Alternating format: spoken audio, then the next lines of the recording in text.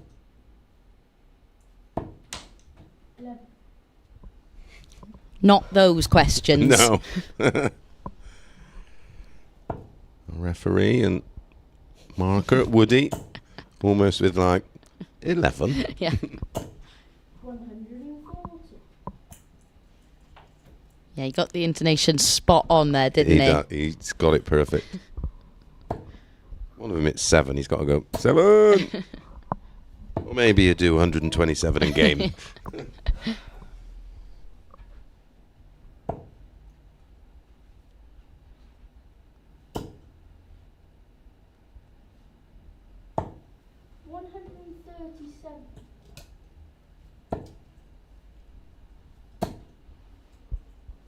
Kirk Bevins is just keeping his mic warm for him over the next couple of years.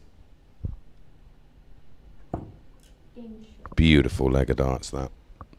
13 darter. Every aspect of that leg just had so much control. 99. Yeah, just as Archie's scoring had deserted him, Turgle puts in the best leg of the match so far. Yeah, and that tells me he's not influenced by what you're doing. You know, he's sort of playing himself. 58. A quality that a certain James Wade has. He's the most reactive player. He just...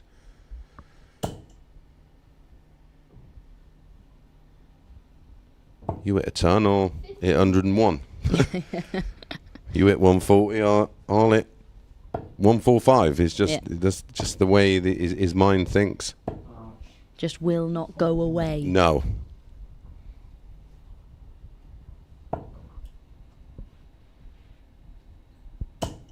Things are getting a little frustrating for Archie at the moment. Turgle continuing to do what he does, just chipping away. 97. He's averaging nearly 93 and making it look very, very comfortable. 59.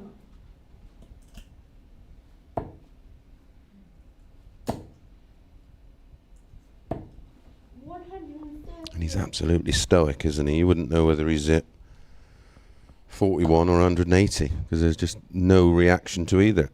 83 left, 51 for 32. Archie's looking on as if to say this would be typical, wouldn't it?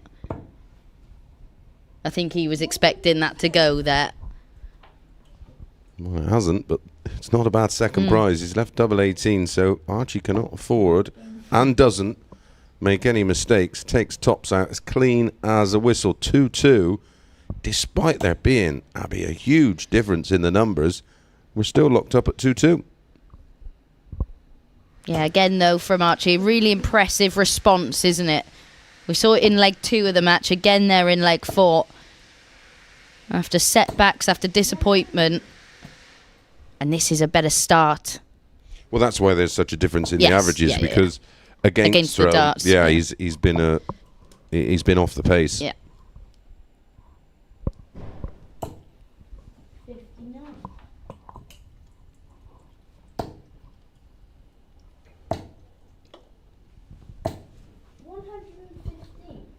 This is better though on Turgle's throw. First time he's really asked him a bit of a question. Oh, this is a great response. 136.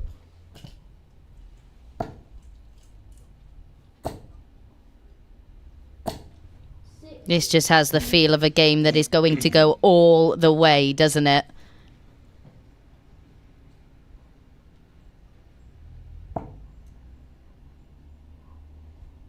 Yeah, I think the consistency is with Turgle, but I think the more explosive and eye-catching stuff's with Archie.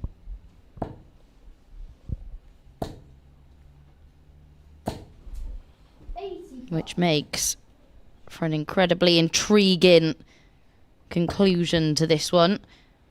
And Archie is first down to a finish after 12 darts. As we said, the first time he's asked questions, and Turgle hasn't come up with much in the way of a response.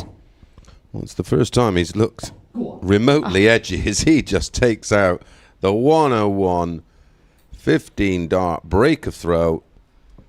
We go from a player who was leading 2-1 in Turgle and looking in complete control. 43. So now Archie with it now in his own hands.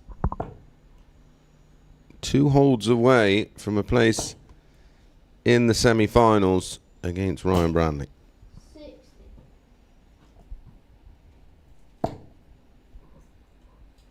Already won so much in this game, Archie. Both of these players have, of course. Yeah, Archie, of course, graced the stage at Lakeside. 140. And Turgle, the current JDC number 1. 137. But he's under enormous pressure here in this one now. Yeah, credit to Archie. He was getting not necessarily blown away, but he was looking second best, and it just felt like he was hanging on to the coattails of Turgle. But the last couple of legs, he's been fabulous. Yeah, he's been really clinical as well, because across the opening 2 legs, he was 1 from 9. Looked a bit fragile, Yeah. didn't he?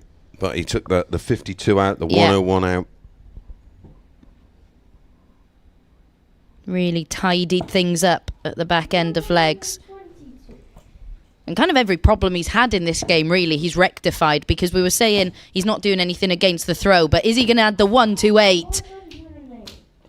A fantastic effort. I find it fascinating. They expect it to go. Yeah.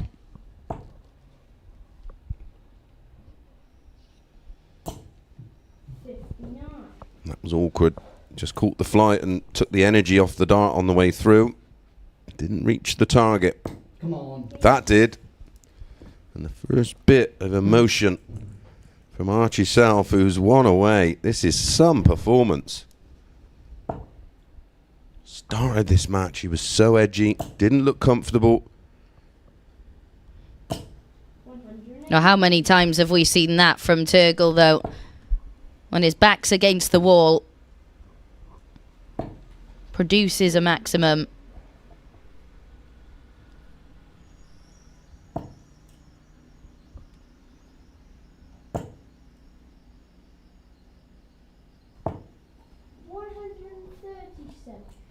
Backs up the max with a beautiful 137 down to 184 after 6. This is the way to respond.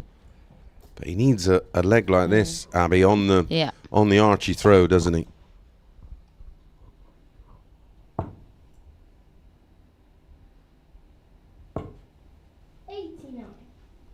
Casually picks off the ball, like you do. 60. Like you said, though, it's just that expectation, isn't it?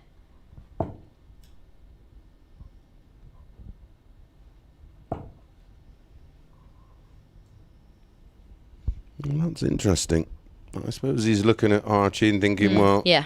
you need to produce 6 perfect, and I've still got Yeah. a miss.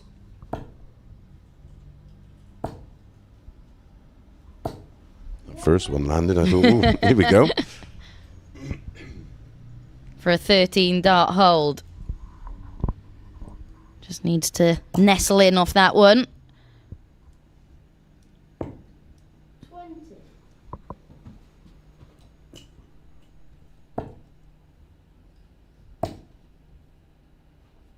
Oh, 58. So, for 4-3, close the gap to 1, double 5. Can be tricky. No score. And Archie will be kicking himself that he wasn't able to pick up a big treble in that last visit to leave himself on a finish with a potential chance to compile the misery for Turgle, who now has another opportunity. Yeah, I think Archie's quite confident in in feeling like, I don't care about this leg now. Yeah. I mean, it was, listen, 180, 137, the leg was over after 6. But now, he has the advantage of throw. 96. And there was no real aggression in that leg. And I think he was just holding things in for this opportunity. Yeah, again, showing so much maturity, wasn't he?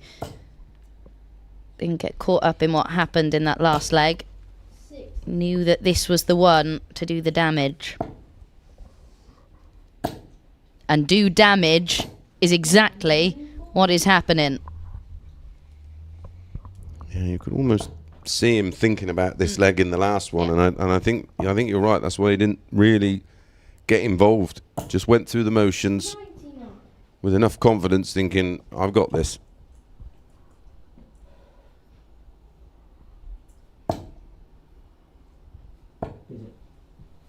Yeah, I don't like that play. When someone's on 3-4-2 or 3-4-6 or 3-5-5, there's no point in trying to create a shot to leave you 170 when there's nothing they can do that forces you into it. And I think we see that from a lot of senior players. They overcomplicate a very, very tough game.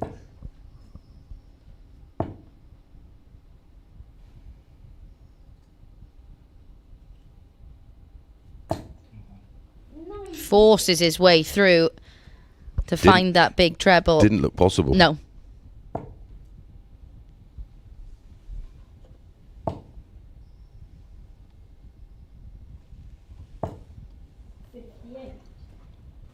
Well, he knows now, Archie Self, that he's got 6 from 1, 2, 3 for a spot in the semi-finals and to take on Ryan Branley.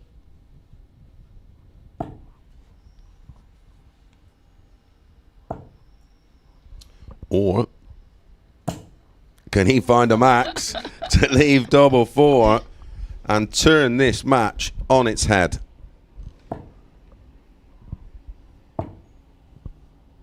Bull to win it.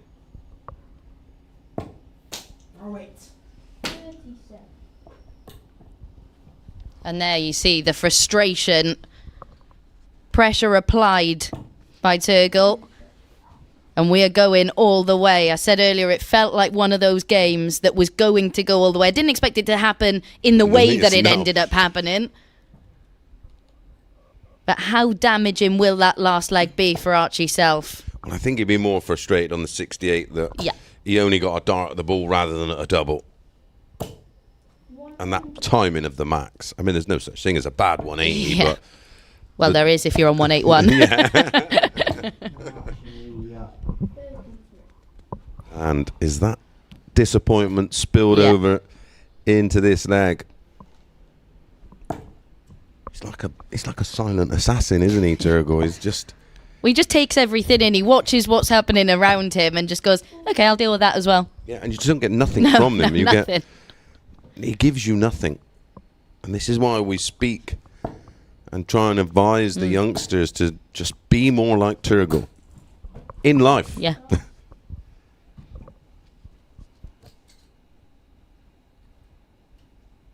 But to have that ability at the age of 14... Remarkable. He was 2-1 up, 4-2 down, and genuinely, watching his body language, watching the way he was, you wouldn't have had a clue. No. I'll send you a video of me averaging 75 last week and my head's about to fall off. I'm like Noddy.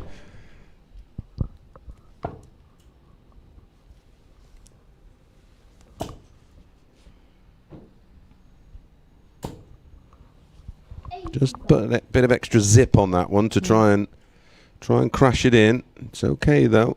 Healthy lead. Basically asking Archie to find at least a 2 treble visit. 96. Yeah, what a difference a couple of minutes can make in this game. Because Archie Self seemed to have it all under control. Watch Turgle reduce the arrears.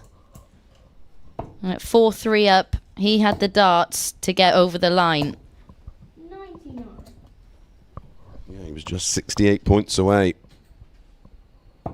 Now he has to watch Turgle Fine tops, which he lands in a beautiful last leg, a wonderful game between two fabulous young talents, and it's Turgot who eventually gets it done. He led, he trailed, and then ultimately found a beautiful max in leg 8, clinical on the finish in, and a solid deciding leg. He goes through 5-4 with an 87-86 to face Ryan Branley in our semi-finals.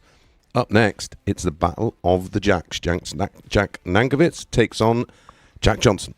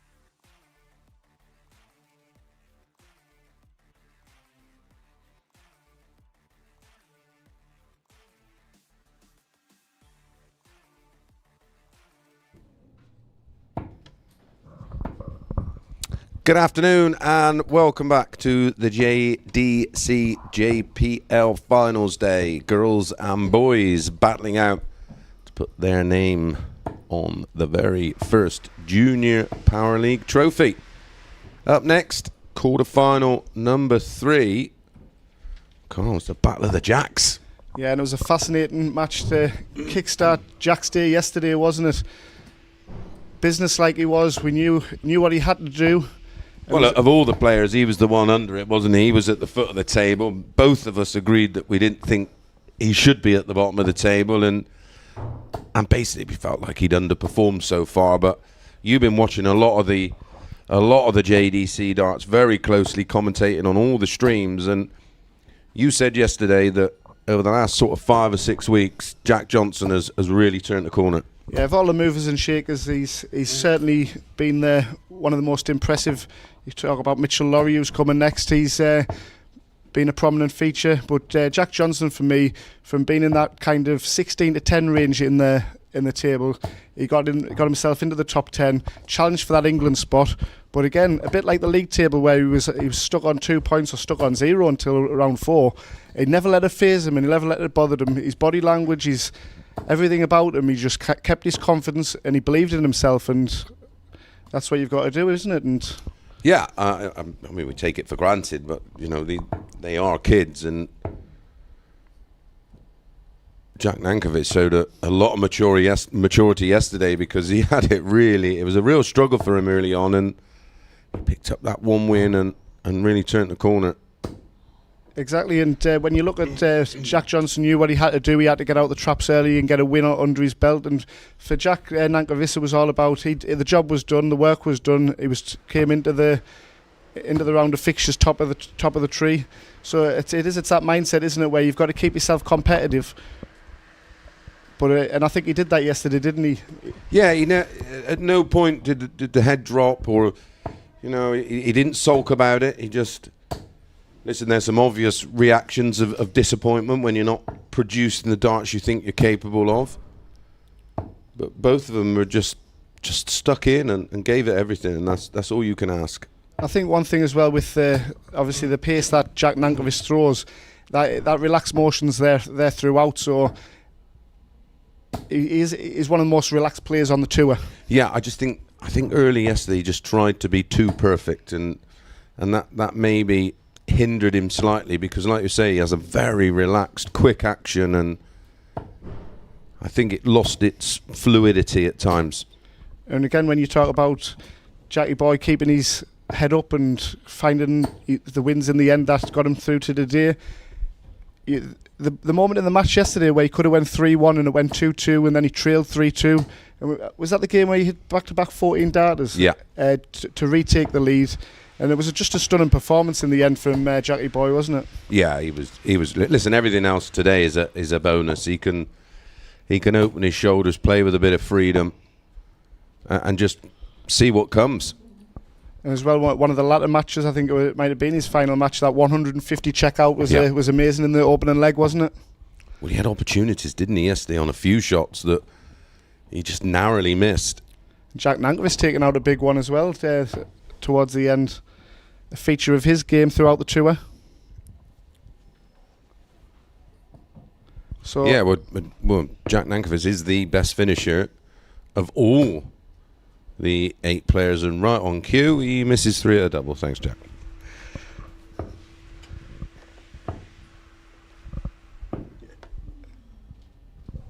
Oh, an opportunity spurned for JJ. what you've just done there, Chris, is called carlitis. That's a tricky double 5, well taken, great adjustment. Doubles his advantage. And again with Jack Johnson with the darts here, best of 9, but you feel it's a leg that he must win. He can't go 3-0 down with Nankervis thrown first in the next leg. No, you can't go a double breakdown, but that's in the mindset of Jack Nankervis. It's bully, bully, bully from here, isn't it? We talk about the heat in the arena and in the streaming board. I think Jackie Boy handled it better than anyone yesterday, didn't he? Well, heat rises and he's under it.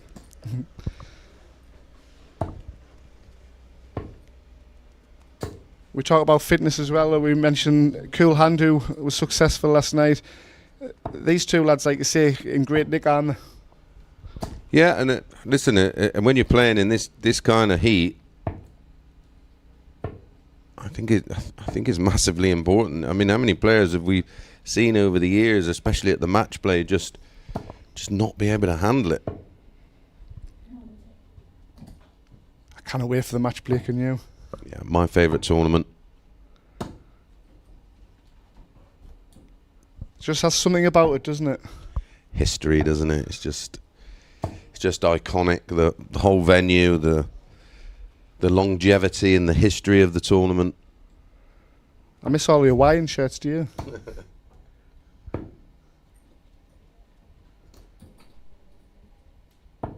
Back in the day, it was so hot. I actually wore a shirt that was see-through and made out of wire. So there was no material. Didn't stick to me. I just went a bit rusty. Well, the scenario we didn't want to see, and certainly Jack Johnson didn't want to see, is the double break and 3-0 down. And again, this is match play scenario, and the averages mean nothing. Jack Nankervis is doing exactly what he needs to do. His back's against the wall. Jackie Boy, can he respond? It's a tough ask from here, isn't it? Yeah, especially, if Jack could have, played at his top level and was 3-0 up, it's fair enough, but he's played 3-0 up, and you're right, he's just playing match play style darts. He's just scoring more than his opponent and finishing better. That's it. Like you say, the form that Jumping Jack's in, he's going to give himself chances to win legs and see the match off from here, despite however well Jackie Boy plays. Well, you sort of got to feel that if Jack finds another level, Johnson that is, you think Jack Nankervis would go up a level with him. He's certainly got that in the locker. But again, when you talk about selection and selection process for the JPL, winner on the Milton Keynes Marshalls Arena stage was Jackie Boy, and he's proven the selection was the right one, wasn't he? Yeah, absolutely. He was a little superstar in that final. I had the pleasure to commentate on that with Mark Webster, and we thoroughly enjoyed it. Yeah, and Jaden Walker as well in the final, made it the final, didn't he? Yeah, they both did. They were both absolutely fabulous. Congratulations to Jaden on his efforts in the JPL. Remember, 12-year-old. What a superstar he is. Yeah, he's a joy to watch, isn't he? He plays with a smile. He's a little cheeky chappy. Big future in the sport, that's for sure. If you're 4-0 up in the match, needing one more leg to get over the winning line, what better way to start than a maximum?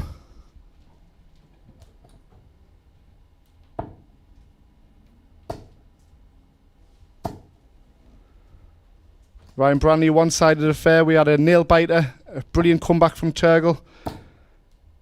And it looks pretty much like job done here for Jumping Jack. Yeah, he's looking super confident, and he should do at 4-0 up, like you say, making the perfect start to the leg, popping in a max. Credit to Jack Johnson. He's just trying to stick in there, but this is a big ask. Ooh, 51, grazed the wire to leave tops. And with that 60 with the last start from Jack Johnson, Jack Nankervis had to go for that. But the way the players have been going all weekend, they're going for it anyway, aren't they?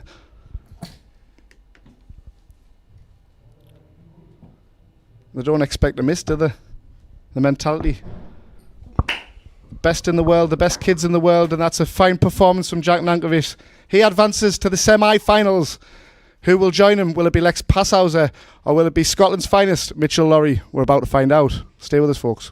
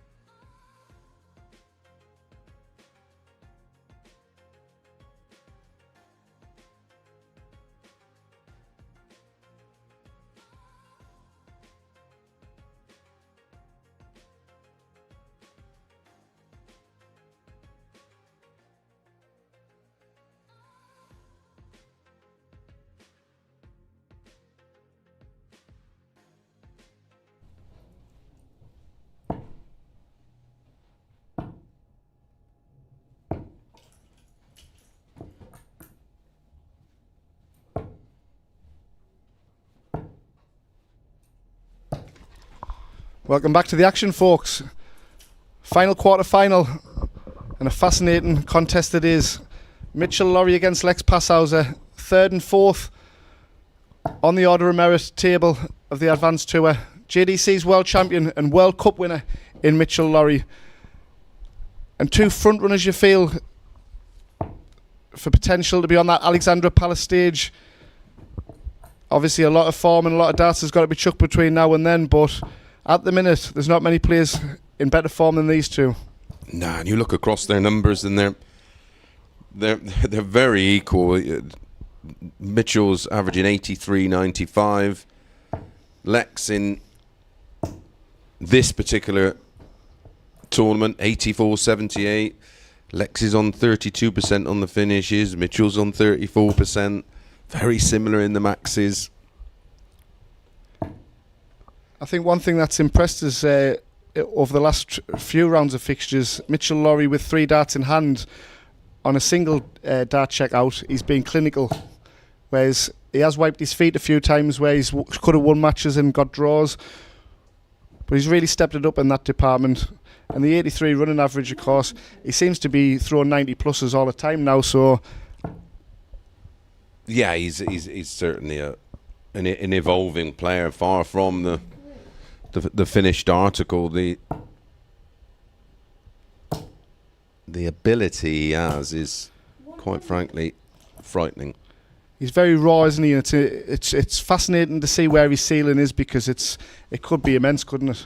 Yeah, he is one of those that, listen, we've witnessed him average nearly 105 on stream. So listen, the ceiling is endless for players of his obvious natural ability. But the same could be said for Lex, the youngest ever JDC World Champion. Yeah, and speaking with his family, it all happened in the first year, from winning the World Masters, reaching the lakeside for the WDF event, and two, like I say, fantastic experiences to play on them iconic stages. Yeah, those kind of things that usually come when you're a senior player, and again, you have to work so hard, but to get those opportunities so early and learn so much. And as well, when you reflect on that World Championship final against Daniel Stevenson, the 5-1 victory, not played on that kind of stage before, and he just looked so at home, so relaxed. Went through the gears with his scoring and his checkouts. He was phenomenal. Jackie Boy-esque, shall we say? 20 and tops for Mitchell for an early lead and a break of throw, double 10.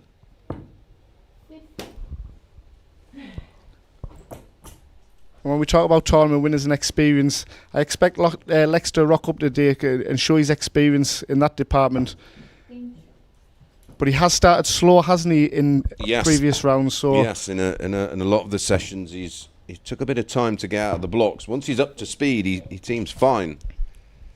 And again, that may be just down to just trying to be too perfect, and that doesn't allow him to get into that natural rhythm that when he's in the zone, he's mustard. I can remember back in the day it was known as the slow start part, wasn't it? Yes. Yep. What a player he turned out to be. He didn't do bad, did he? 3 World Championships on 3 different stages. Yep. Deserves his place on the wall. 84.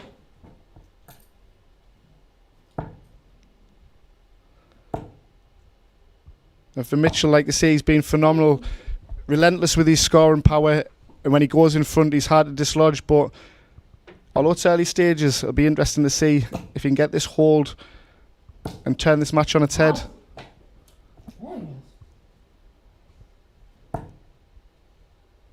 Looks very focused and determined, doesn't he, as you'd expect, does Mitchell? Yeah, there's just that element of his game. He allows frustration to set in, and then you see a dart like that. He's just got to learn to not respond to negativity. 85. It will get you.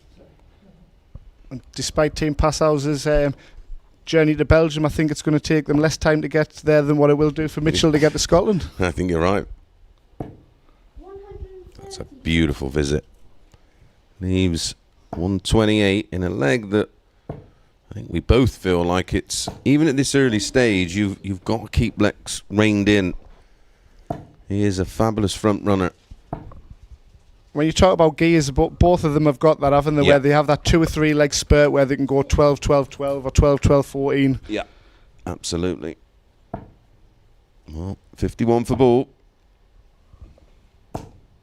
97. Bit of added zip to Lex's darts there, you feel, don't you? Yeah, and some added pressure on this 72. Oh, he's missed the big 13 for 32. It's no gimme this 64, but 40.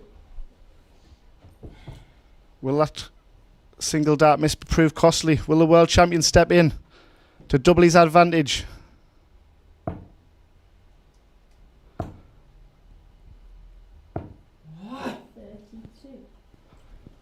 Motions this time from the Belgian.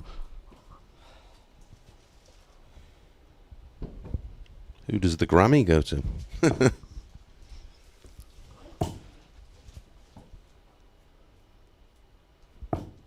That's a wonderful dart from Mitchell Laurie. Very, very creative, finding the only part of the double he could aim at, and he was under it there. He didn't force it in, did he? He didn't ram it in. No. He literally caressed it around those 2 blockers. And just like you say with Ryan Branley, when you talk about, and Lex Passau's yesterday, with the repetition that they do with the combinations and the training practice, that adjustment there from Mitchell Lorry shows a man in form, doesn't it? Well, you're spot on. It shows a man that has spent hours practicing those types of doubles and those shots. Leg 3, firmly in command is Lex. 98.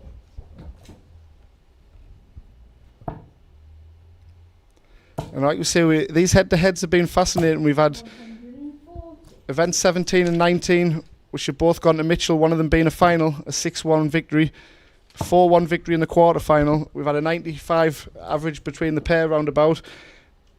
But will we see the first close game for a while between the two of them? Because Yesterday wasn't, was it? Mitchell absolutely 100. blasted him 5-1.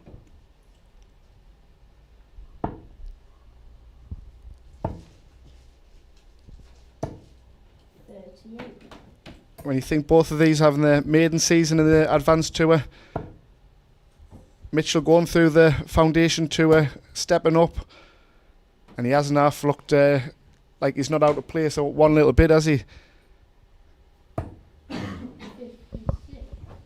One of the favourites coming into every event now is Mitchell.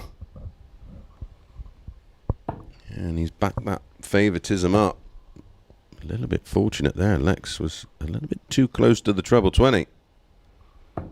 The consistency of Lex, he's always at the business end of the Advanced Tour unless he bumps into Nick Obado, who seems to have his measure.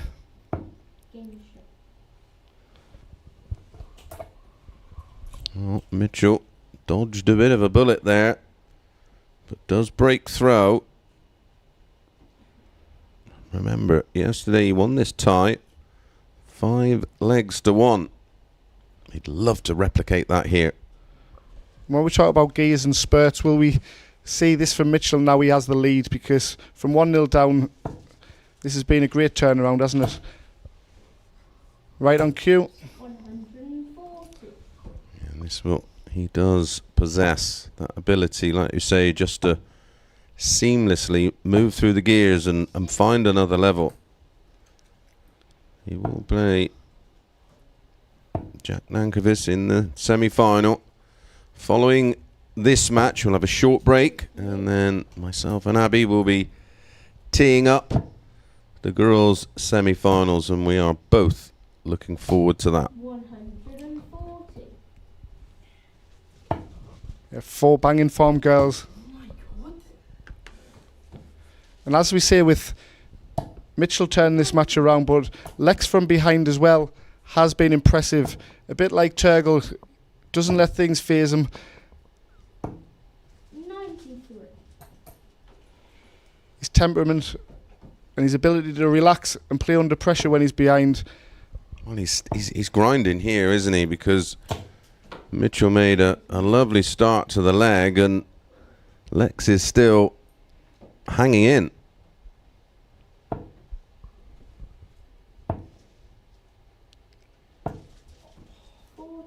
We yet to see some real heavy scoring between the pair, are we? No, we've seen flashes, but we yet to see, like you say, that spell that could well take control of the match. Treble 18 would have left 32.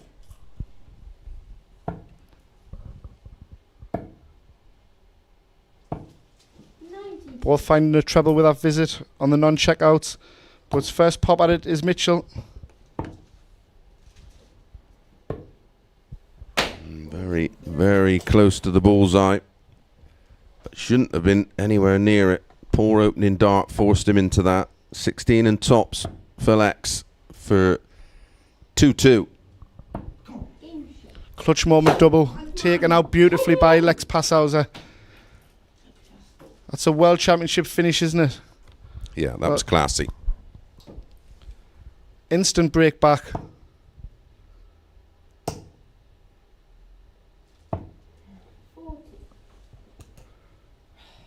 I think this is the most animated I've seen Lex over the course of the tour. Yeah, it's counterproductive. This is a sport where you've got to play with absolute freedom. We talk about players that animated. Robert Thornton was a very animated player north of the border, wasn't he? Yeah, he wore his heart on his sleeve. 100. Fabulous player, Robert, to this very day, and a multiple major winner, of course. 96. When he came across from the WDF, he really did make an impact, didn't he? Yeah, instantly in a tournament in Scotland, wasn't it?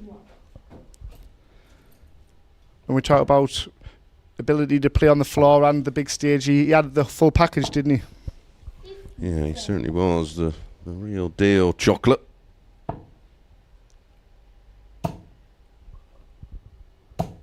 140.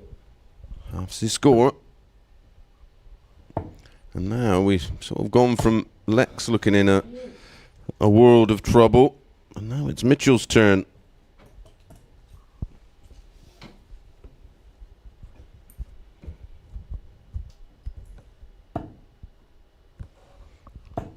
The Rob Cross. What a beautiful first start that was. Opened up the bed beautifully, didn't it? Time on his side. 98. To keep us on throw and move 2 away from a place in the semi-finals. He does just that with the first dart. A 16-dart holder throw. How will Mitchell respond? Every time I'm going to throw, man. Regardless of whether this is a quarter-final, but your opening match of the day or the tournament on the day is always the most difficult, isn't it? Yeah, you know, you're just starting from scratch, and you just want to get into the tournament, and it's very, very hard. Used to regularly see on the Lakeside stage the top seed open up proceedings, and there was the curse of being the top seed, wasn't it? They regularly go out. Yeah, I played a couple of those, one against Barney and one against Merv King, my very last ever Lakeside. What was your highest seed going into the Lakeside? 58. I don't know, after making the semis of the Masters and then the Worlds, I think I was 3 at one point. But because I had that spell of making semi-finals, I was then automatically invited back, which is why I sort of fell into that group that I could play both the Embassy and the PDC events. It was that little loophole for a while. 80. Hence I went Lakeside,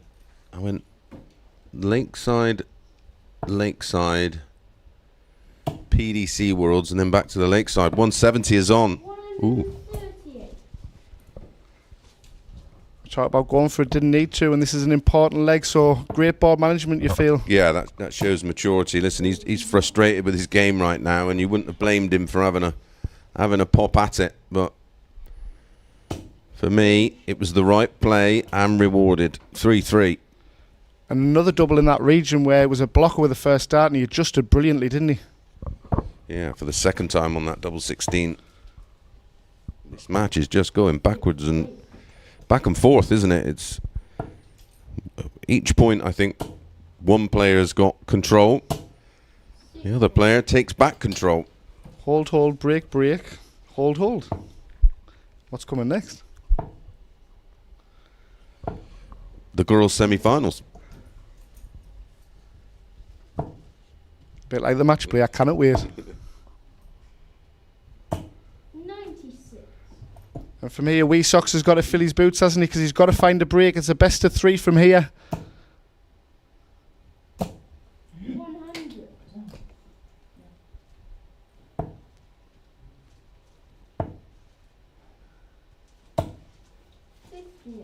And of course, it's all about getting through. The likes of Ryan Branley's got off the streaming board 5-1. He can rest up. Would you rather be a cruise through a match, or would you rather be in a battle? Yeah, reserve your energy. You don't want to get put through the ringer in the early stages, because you just play a different way. Where the players that have come through a bit of a test, at least it's twofold, isn't it? One, you want to just cruise through, but in another way, if you come through a real examination, you think, right, I've survived that test and I've still got through. Yeah, So much hardened. yeah, exactly that. So then, if you are involved in somewhat of a bit of a war, you feel like you can cope. Feel like you can respond to anything, can't you? Lovely marker. Brilliant take. He's been clinical on these 70 to 100 range, hasn't he, as Lex? He's one away from a place in the semi-final.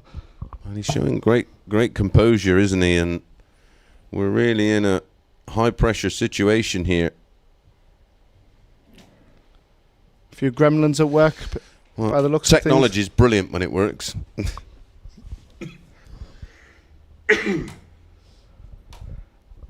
And it always seems to be when Mitchell Lowry's playing, doesn't it? I like the fact as well that he didn't take his darts out. He just sort of walked away, waited for the technology to get back up to speed and put 50p in the meter. Mitchell's got his self-belief in his game that he can still turn this around. And for Lex, 134. a bit like in our last match where Archie Self got off to a blinder in that eighth leg, the ninth leg was it when he was, no, the eighth leg when he was 4-3 up. This is a freebie for Lex to have a pop at this and get the job done because he knows he's got the darts in the next leg. Absolutely spot on. It's a free hit, but I agree with you. Mitchell has huge self-belief and expectations, which is why, of course, he gets animated because he can't understand why he can't hit big scores every turn. 1-3-6 after 9. Could he be timing his kick to perfection? But again, he's got to do that against the darts, hasn't he? But first things first, he's got to keep Lex honest and take us the distance. He will be back for the 51. 96. Are we looking at 19 double 16? He's been good in this area of the board, and he's good again. And as you rightly suggested, we are going all the way. And look at the averages; they're almost identical. This one deserved a last leg shootout. And we called that again, didn't we? We said we've had so many one-sided matches either way between the pair. And it had the feel about going the distance, didn't it? Yeah, they were both edgy early on. There's plenty of respect between the two. 140. But yet again, the big power scoring coming from the young Scotsman. 41. And the errors are coming from Lex. Come on! 180. And 1-3-6 after 9 in the last leg. We questioned whether he's timing his kick to perfection. I think we've had our answer in the first 6 darts, haven't we? What a response. A world champion's response, isn't it? Our final quarter final. 130. Outstanding. Absolutely outstanding in a last leg for a place in the semi-finals. It's not very often, I'm lost for words, but wow. 15 for 16s.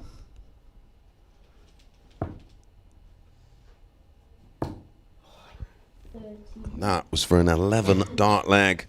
123 for the ultimate steal. He only needs one treble in this combination. His first dart will be going at treble 19, which will leave 16 ball. If he hits the single, it's 54 ball. 86 left. Mitchell in the background doing a Ryan Branley.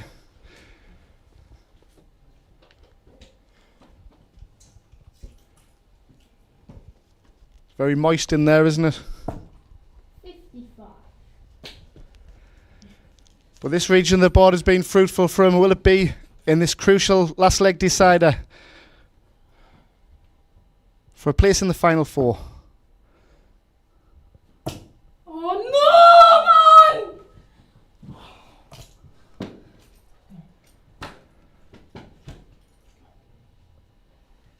68. To turn this leg on its head. The all-important leg. And the match.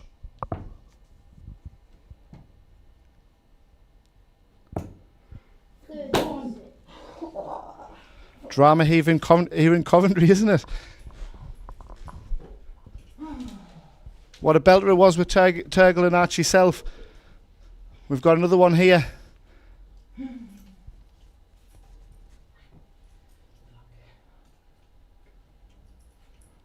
we not play best of 19?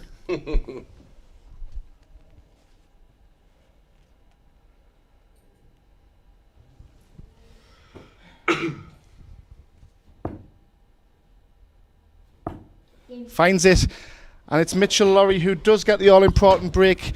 Back-to-back legs, and he's into our semi-final where he will play Jack Nankervis. Stand by, we've got the girls' upcoming semi-finals. It's Paige Paulin against Ruby Gray. Stay with us, we'll be back in a few minutes, folks.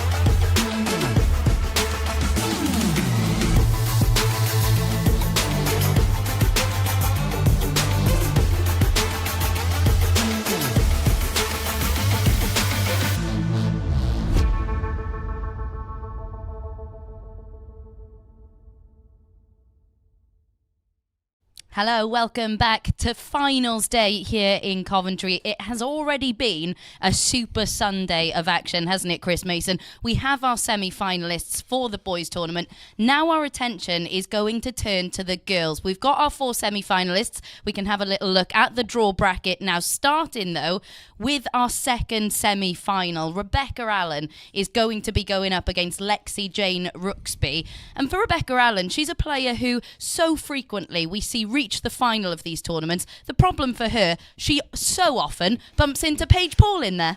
Yeah, Paige has really made a name for herself the last couple of years, and she's getting just so much experience playing in the women's series, of course, with success.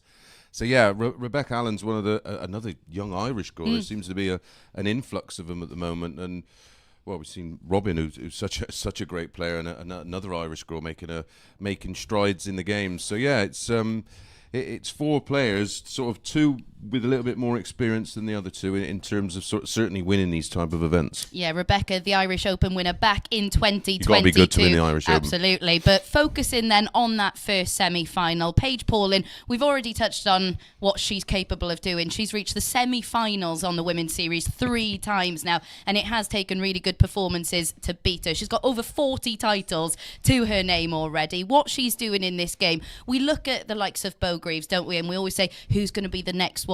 Do you feel like it is Paige? Yeah, it's very much Bo is sort of the poster girl, and very much like Luke Littler for the younger players. For the girls, they all look up to Bo, who went through this whole system like Luke Littler did. And yeah, she's the inspiration, and Paige Paulin is just like you say, she's getting so much experience. Recently played down at the Modus Super Series, again an environment which will be new to her, but playing alongside so many girls that have so many titles between them, she will only benefit from that, as will the rest of the girls when they get their opportunities to also get involved in events like that. Yeah, and of course she's the name that jumps off the page. But in Ruby, she's an England Open winner as well herself, back-to-back actually. Yep. So there's certainly potential for her to cause a bit of an upset. Yeah, absolutely. Listen, it's very much, we talked about the qualification process yesterday, would have no bearing on today. This is knockout darts, it's elimination darts, and it's all about who turns up, who's prepped right, and who shows the most guts and bottle at certain times. Yeah, really looking forward to this one. So let's get the action underway. First up, it is Ruby Gray taking on Paige Paulin.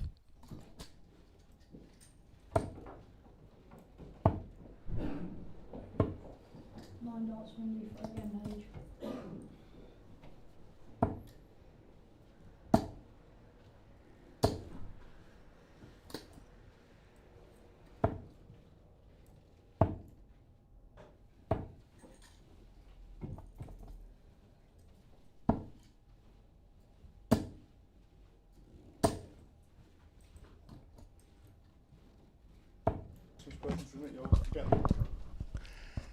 So here we go. This is the girls JPL first semi-final. We will follow this semi-final with the second semi-final featuring Lexi and Rebecca. And if we look back at their last meetings, Abby, it was comprehensive for both the favourites in both of these matches. The last time these two met, Paige won 4-0 in week 4 of this JPL tournament, and Rebecca beat Lexi 4-0. Whether that has any kind of bearing, I'm with you. I think it's all about who shows up on the day, who gets the shots at the right time, and who just sticks in. Yeah, it is not a foregone conclusion that Paige Paulin walks away with the title. But we have seen what she's capable of, as we mentioned there, with the women's series runs that she's been on. And as soon as she came on the streaming board for the first time, I think everyone in the room just sat up and went, right, we need to know more about what she's doing in this game, because her throw is absolutely beautiful to watch, and everything about her game, you can just see the potential immediately. Yeah, absolutely. And I sort of caught her on a few of the England streams playing in WDF tournaments, and That's the first thing I sort of looked at and thought, wow, that throw is, I wouldn't mind it. Yeah.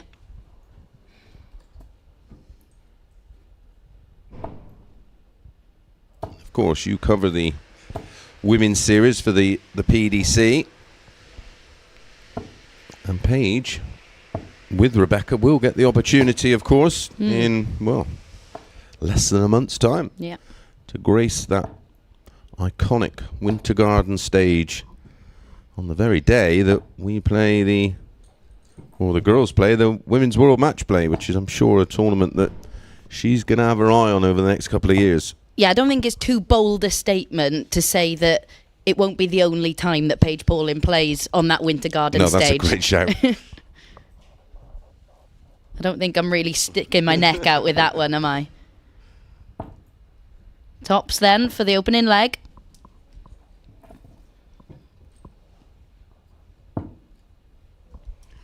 Tops for Ruby, tens. Those opportunities are the ones Ruby has to take in this match, because Paige rarely offers up a second bite at the cherry.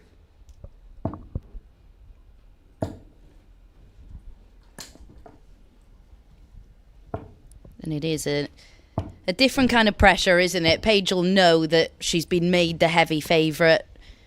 Yeah, and I just think all the experience she's sort of gathering playing in seniors ladies darts as well on that women's series, because, well, you look around there, you cover the events, I watch them, and you think, wow, it's just littered with experience and talent, and to make 3 semi-finals at such a young age is quite remarkable.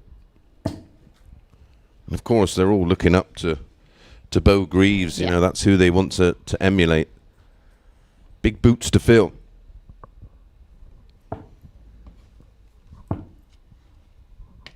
Yeah, it can be quite difficult, can't it, when you've got someone very similar to Luke Littler, really, but you've got someone like Bo Greaves who's achieved so much at such a young age. And as a youngster yourself, you don't want to be comparing yourself. You don't want to be... The bar's set too high. With those two, they're anomalies, aren't they? You know, look how long we had to wait. Michael van Gerwen, when he come around, I think I first played him when he was about 15 in a big final in the Netherlands, and you sort of thought, well, how? And then, you know, by the time he's 17, he's a world master, and then he's playing in the big cross-code events. And then the pressure was too much, and there was a blip there where for years he couldn't find a win. Until I played him in the US Open and averaged 100 and still got beat. There you go, that's a... Well, Ruby has made an impressive start to this one herself. To level proceedings. Had a couple of darts to win. Yeah. Leg 1. This time finds the double 10, levels things up. Paige across all of her matches, approaching 70.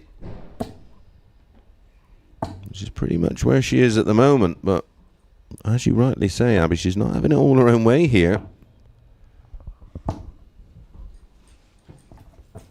No, I think Ruby will like what she's seeing at the moment, because...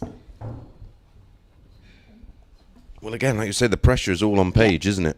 But you also, at the moment, you fancy Ruby, as Paige proves me wrong, but you fancy Ruby to pick off a big treble at the moment more frequently with how this match has started. Yeah.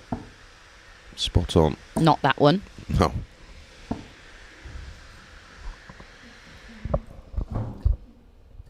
Don't we just love commentating? How often we get it right. A super last start. A wide 180.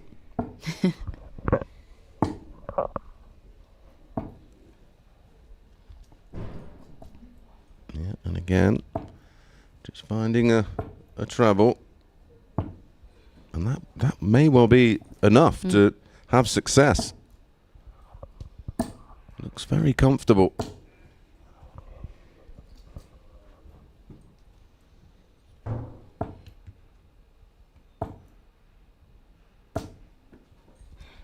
Oh, she's took the 40 off, so opportunity knocks for Ruby. There's quite a bit of movement, though, isn't there, with Ruby? Her entire body as she's throwing. It's quite wide, isn't it, the action?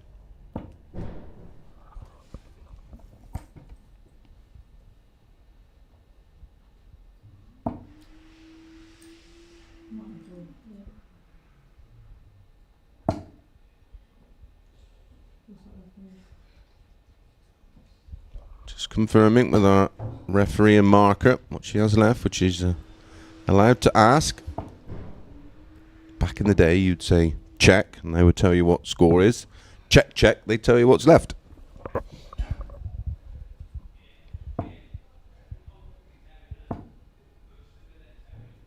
Well, it's tops that she wanted. Wrong segment completely there, but Paige Paulin, after missing 5 at double in this leg. Splits it, 6 for double 4. Well, opportunities have been here every leg so far for Ruby, and that should give her plenty of confidence.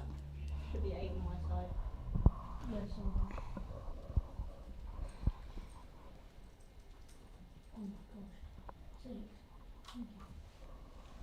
Yeah, 6 scored, so double 4 left for Paige. Gore's playing the same format as the boys, a race to 5, which I like to see. It gives them opportunities to just settle in a little bit more. Yeah, and unlike the boys, they obviously didn't play yesterday, so... Yeah, they're coming in cold. Yeah. And they got in early this morning, so they've sat watching the boys' quarterfinals. So, yeah, I much prefer a first to 5, especially at this stage of the tournament.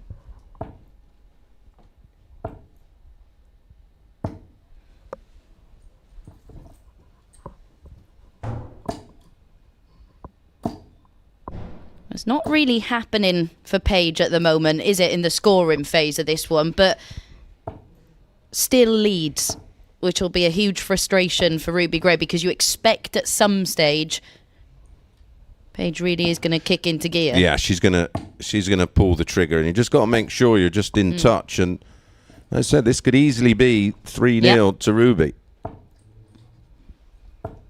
Yeah, she's had darts to win all 3 legs of this one. And multiple darts in each of those legs. So even though she's behind, she'll be thinking, well, I'm getting chances. I've just got to start taking them. Yeah, and she's finding success, isn't she, when she switches to the 19s.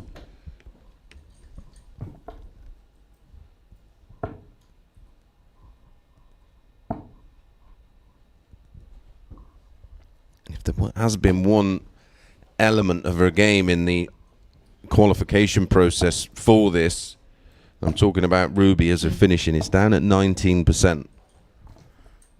Where at Paige, she's up at 30. Tops just clattered into that second dart, didn't she? Yeah, and she left it tricky. 20 ball. Is that in the treble? That's a bonus double 5.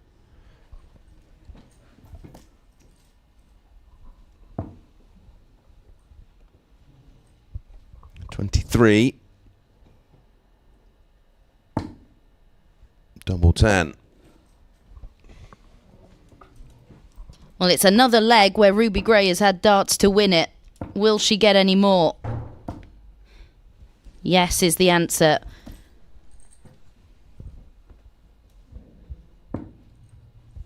This time, nails it with 1 dart. And we are at 2-2.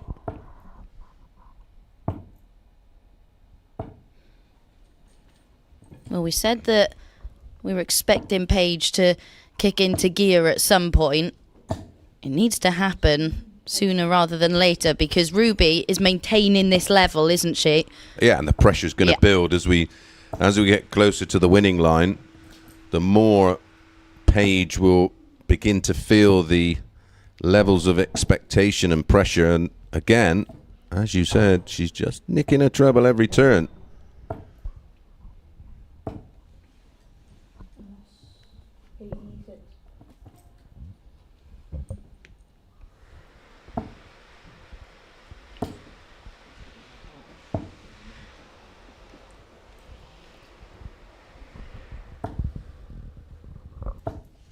Yeah, Paige is starting to do the same now, though, isn't she? Yep.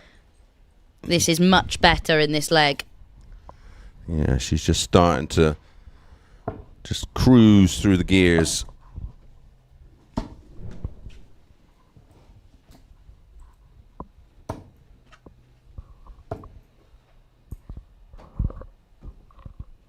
What was that? Right on cue. Yeah. Thanks, Paige. Off my Christmas card list.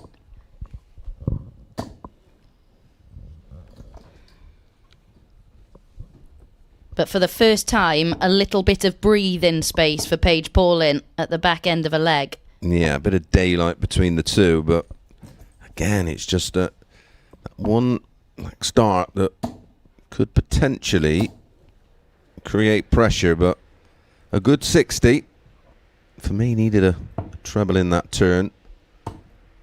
Tops, beautiful.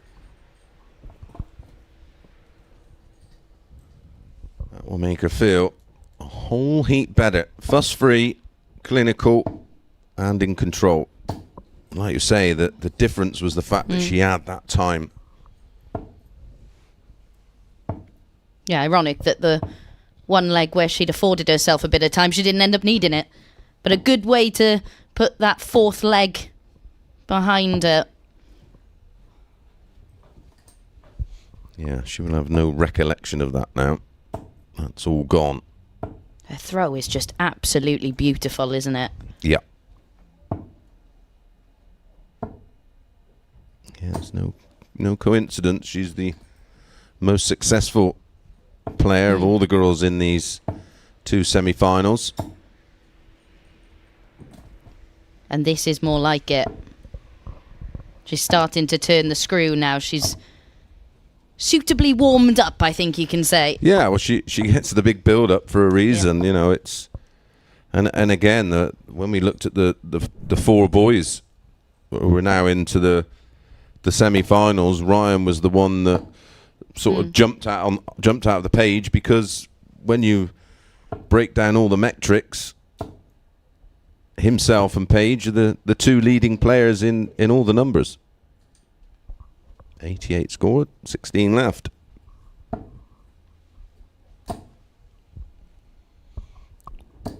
Potential. I don't blame her. Yeah.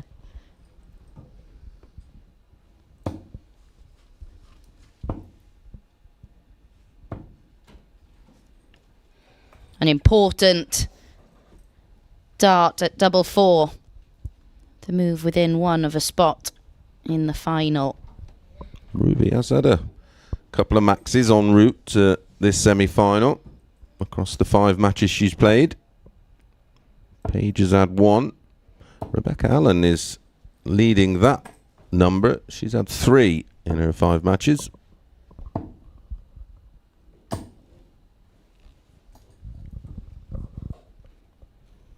Yeah, Paige, in an interview she did recently, saying that with everything, she's studying still. She's got a really good head on her shoulders, really focuses a lot on that. So it's difficult to fit practice in. So at the moment, she uses competition time to get her practice in. She doesn't really have the luxury of time to just spend hours every day on the board. So she said it's a huge achievement in itself when she gets to go to women's series events or when she plays at Modus and she's just taking legs off these experienced players. It might be just a nice distraction. Yeah. Gives her a bit of downtime away from studying. We've seen Gian van Veen go through the same process. We've just seen Nico Springer, who was working but felt like it just doesn't really give him the time to work hard enough on his game. But it's plan B, isn't it? And you've got to have a plan B.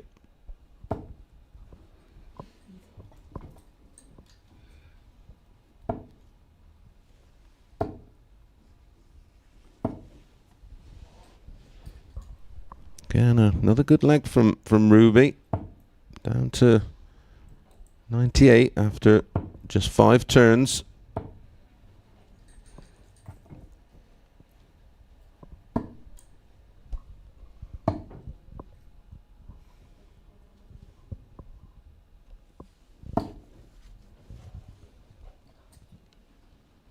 You can see there, she's just not settled. I've just worked out who her throws like. There's a bit of Joe Cullen in there, isn't there? Yeah. He's got that languid, wide throw, hasn't he?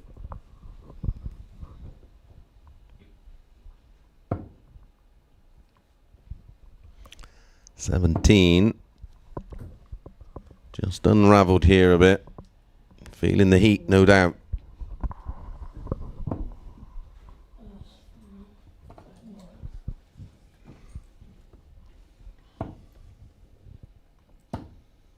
And Paige Paulin is our first player through to the final of the girls' JPL tournament.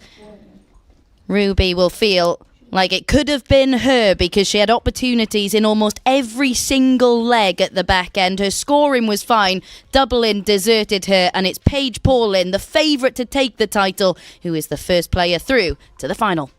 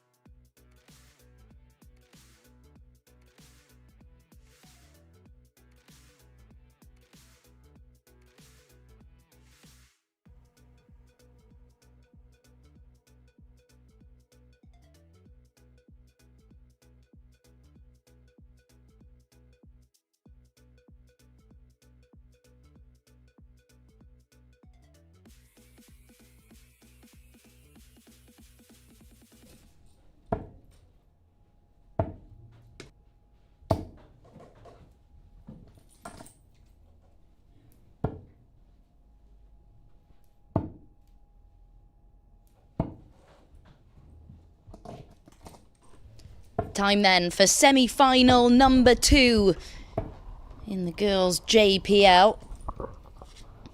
Part of this Super Sunday that we are bringing you. By the close of play this afternoon, we will have our first 2 JPL title winners. If you are just joining us, Paige Paulin, the first to make it through to the final. As expected, but perhaps not in the manner that we expected. Given a really stern test by Ruby Gray.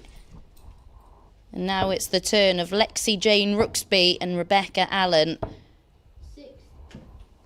to battle it out to take on Paige in the final.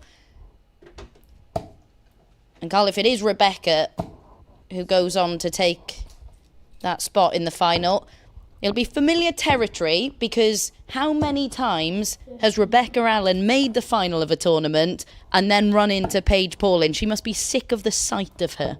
Yeah, great friends off the hockey, but of course that goes out the window for the period of time that they're at the hockey. And if there is a rival, Rebecca Allen is the closest to that. And when I'm speaking with Lexi's family there, and it's just the achievement that she's had. She's the only non-international that's in the field that's made the finals. And it's a remarkable achievement for her. But Becca Allen, box office, star quality, bright future ahead, just like Paige.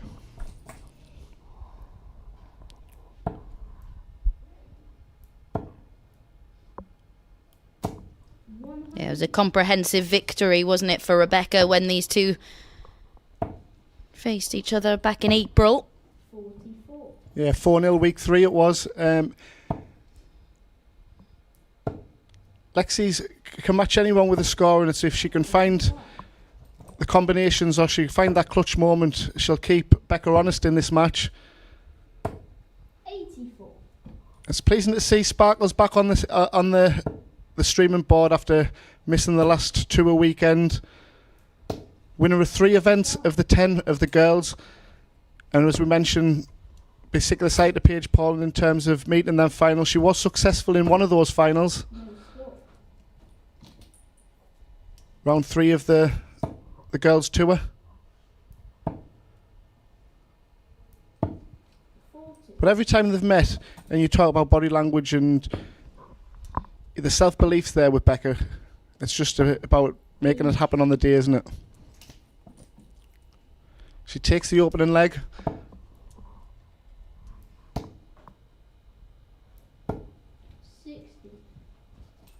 We say that Becca was missing on the last tour event. She'd played both of her games when Paige was away on holiday in the States with the school. But she wasn't inactive back over in Ireland. Played in a final over there where she was beaten by Katie Shelton.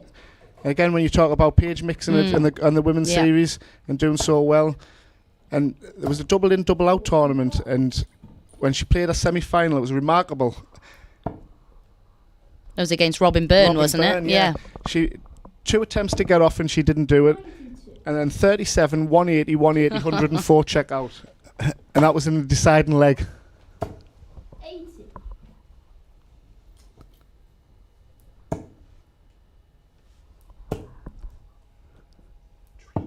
99.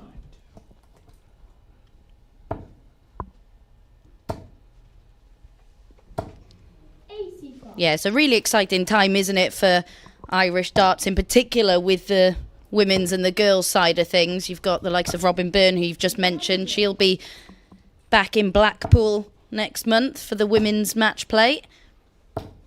55. Edged out last night in the Modus, wasn't she? Yeah. Yeah, you've got her, Katie Sheldon. 29. They're all rapid, aren't they? Likes of Katie, Robin, Aoife McCormack as well, back on the women's series now.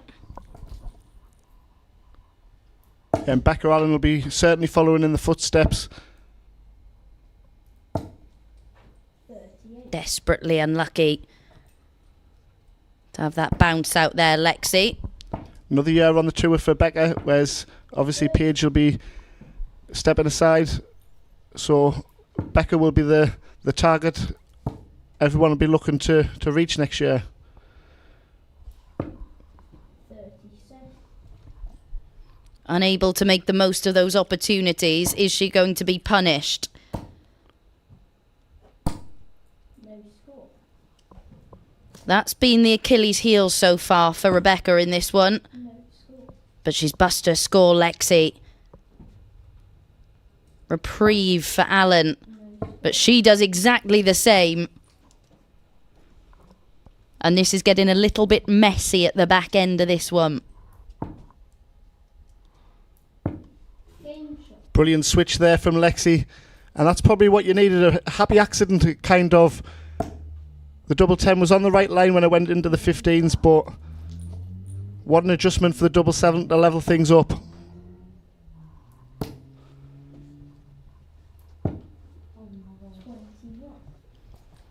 That one just slipping out of her hand there.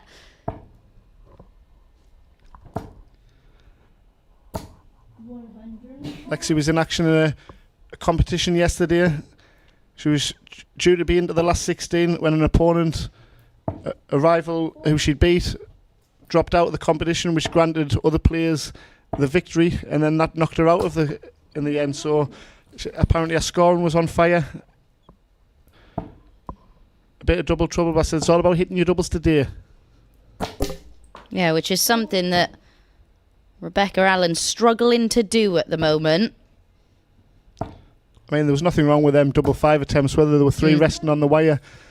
But 2-0 would have been a healthy advantage with the darts in leg number 3. But as it stands, we're still on throw, and she's in firm command of leg number 3. Yeah, she's responded well here, hasn't she? 1 from 13 on the doubles across the first 2 legs. But bags of time. 45. And if you're Lexi in this position, you'd be thinking about the next leg. And a bit like Ruby, where it ended up 2-2 in a best of 5 from there. If you're Lexi and she can get the 2-2, she'd have snapped your hands off that going into the prior to the match if she was given that scenario. Well, that's much better from Alan at the back end of that leg, isn't it? No messing around. You can see that she's frustrated with how things have gone in the early stages of this one. Missed 7 darts at double in leg 2. She'll feel like she should be 3-0 up and coasting towards the winning line. Yeah, the 61.5 average with all them missed doubles, that would have well been into the 70s, wouldn't it? Yeah. So, and yes, for Paige, it's all about getting through, and she turned on the afterburners from 2-all, didn't she? It's about getting through, but Becca's got the gears. It'll be a fascinating final.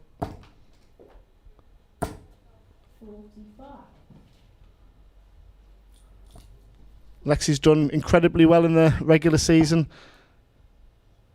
A 3-all draw in the final round of fixtures with Paige Paulin.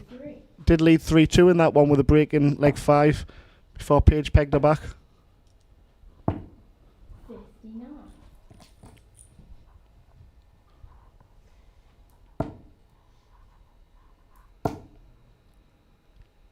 At the end of this semi-final, of course, we will be turning our attention back to the boys. It's semi-final time there as well. Ryan and Turgle, the top 2 on the advanced 2 order of merit.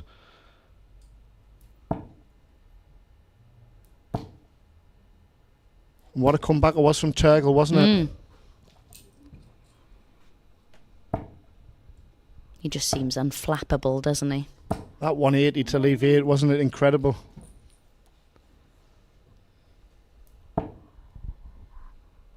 Well, Alan's left herself on a bogey number. She's wrestled the advantage of throw away for breathing space in the match.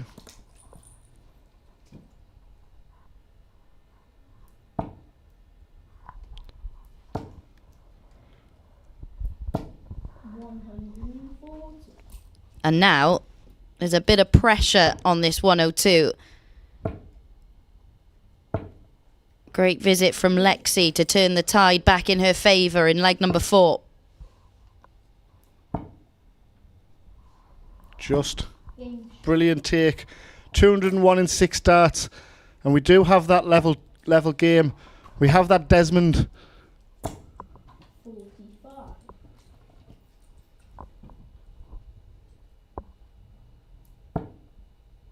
She looked all at sea in that leg, didn't she? What a response. Back in the red bit. Well, you mentioned that it's her power scoring that is her biggest asset. And she's starting to show that now, isn't she?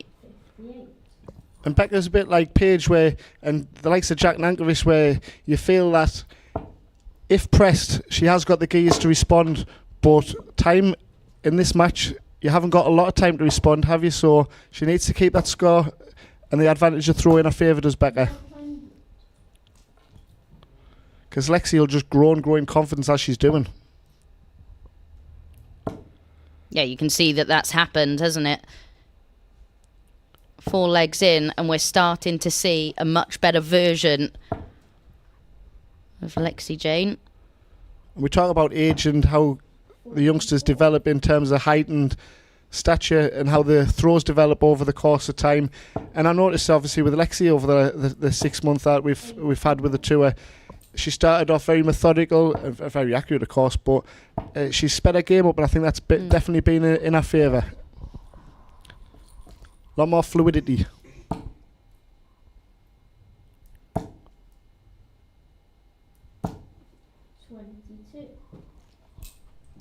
Yeah, the conditions in there certainly playing their part, aren't they? 100.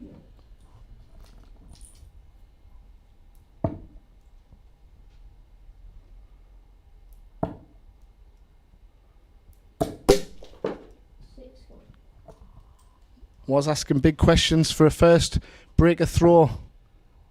A reprieve for Becca. 80.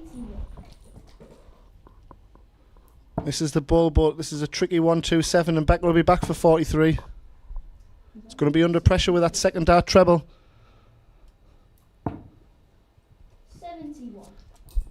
Real competitive semi-final. 3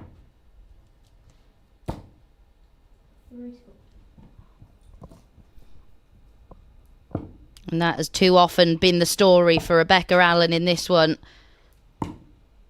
46. She'll be disappointed with those attempts, won't she? In particular, that dart at tops.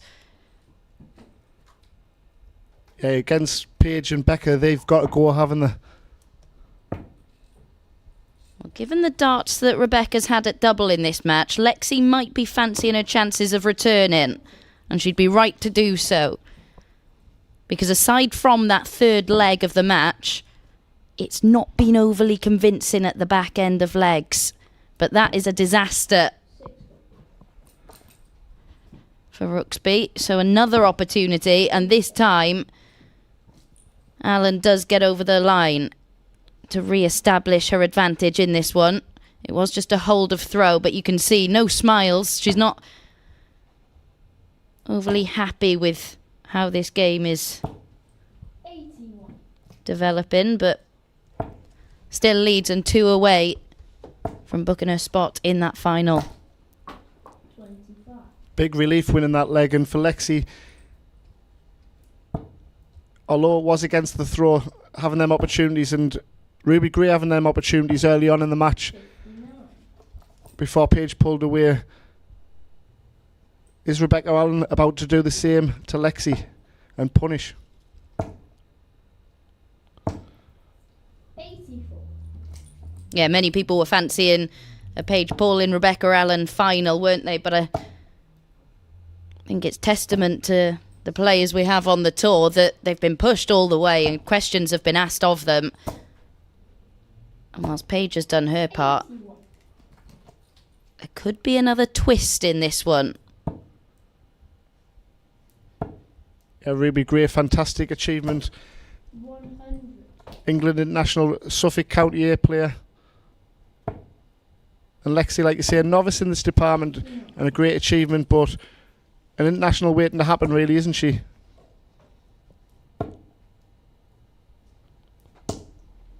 52.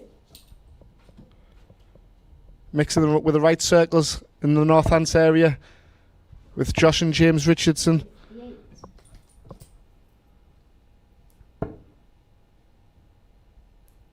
Be big support in the windmill in Rushton following her game today.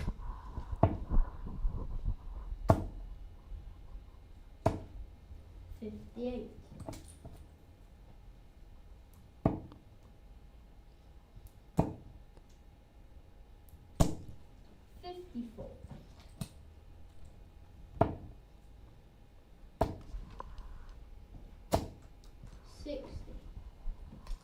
Lexi's certainly matching Becca on the scoring department, isn't she? She's giving herself chances. He's another one. Well, can she go? Double, double.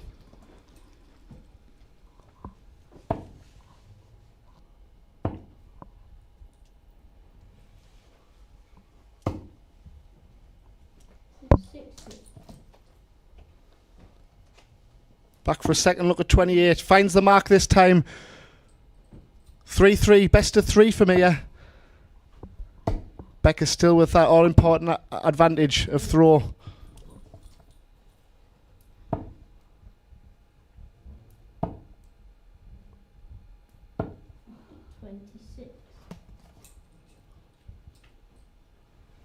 Will we see that Paige Paul and Becca Allen final?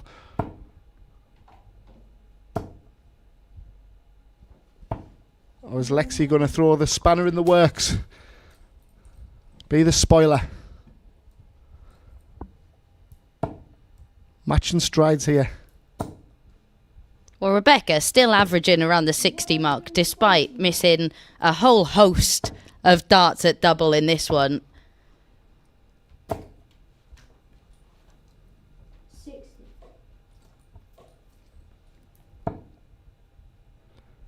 She's going about to work nicely on her own throw, and that's what she's got to do, isn't it? 41. Yeah, she'll know, though, if she is able to get over the line in this one and book a spot in the final, she'll need to be a lot more clinical against Paige Paulin because she won't be afforded the luxury of time. She won't be given this many opportunities. But will she be there? Because Lexi, with each leg that she's taken, you can just see her growing in confidence.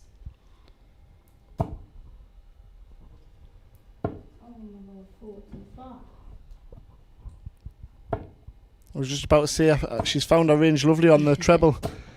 100. That's a professional ton from Becker, isn't it? 6 darts from here.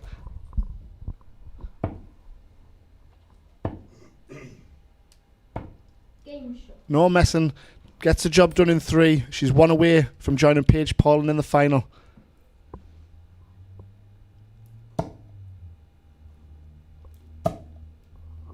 Well, it's been there in patches, hasn't it, for Rebecca Allen in this one? She's shown us glimpses of what she's capable of doing. A World Cup runner-up. Fantastic achievement in doing that over in Denmark. 100. There'll be a revisit again of that final against Paige Paulin. 140. Yeah, so often they meet in the latter stages of tournaments. But Lexi Jane continues to fight. Continues to put the pressure on Allen.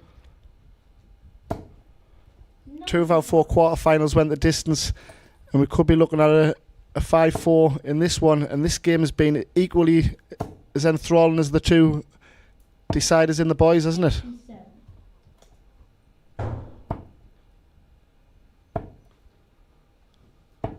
Yeah, impossible to predict what the next turn in this one's going to be.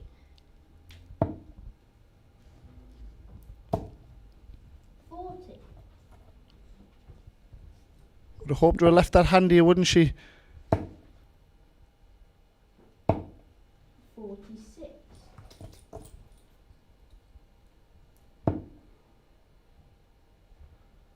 Becca Allen took out the 64 in the last leg. 24. Lexi unable to do the same. A whisker away from doing so. Becca on the 102. Why are you not going for Shanghai's on 17s? I asked Chris Mason.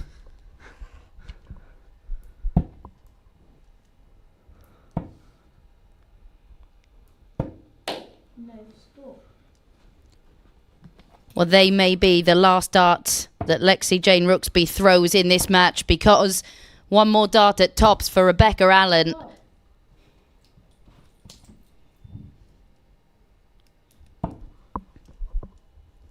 2 match darts missed. But she will be back. She's going to get more match darts. And this time she does pin tops to book her spot in the final, where she will be taking on Paige Paulin. It wasn't always pretty at the back end of legs, but Rebecca Allen does just enough to get over the line and seal that 5-3 success. She'll return in a little while to take on Paige Paulin in the final.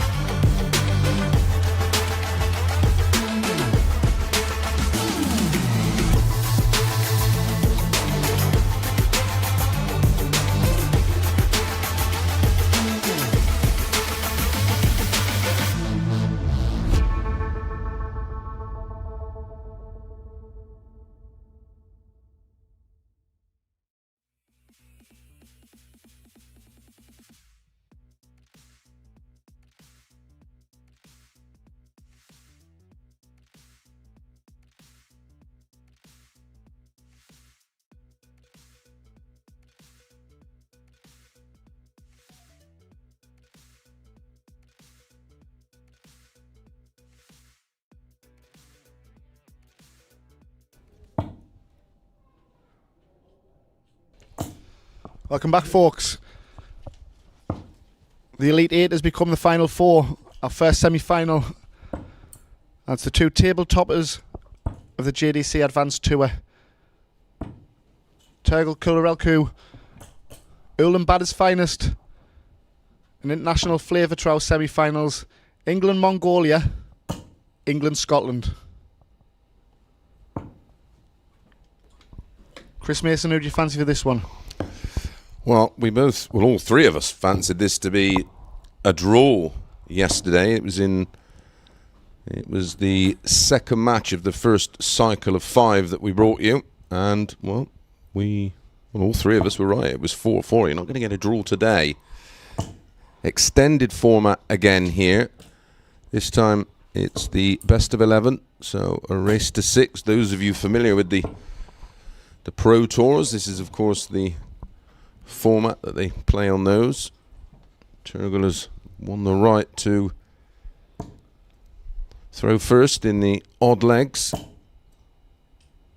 and I was super impressed with Turgle in his opening match today.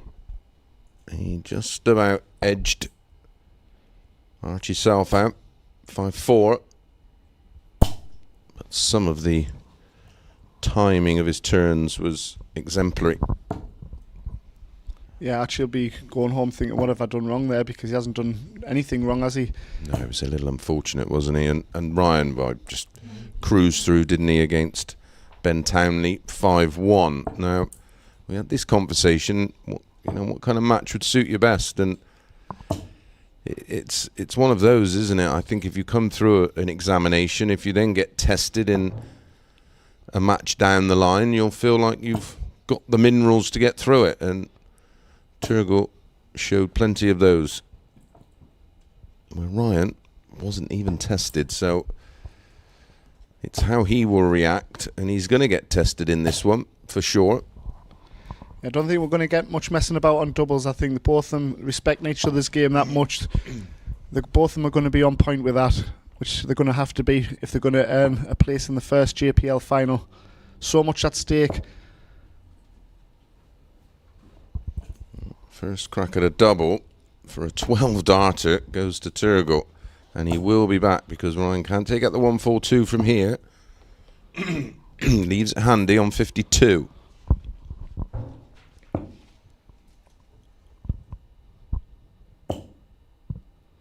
We just talked about the angle of Turgle's darts. He prefers the other side of the board.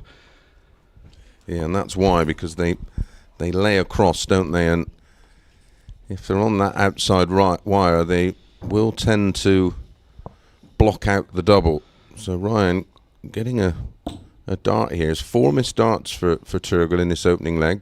Double 12 leaves double 14. Lovely marker, innit? Maybe it was too close. Too good, yeah, too close. I was just about to say that. This time doesn't have any blockers. Takes it out with his first dart. Gets his holder throw in the end. A race to 6, but a valuable holder throw early. That'll settle him down.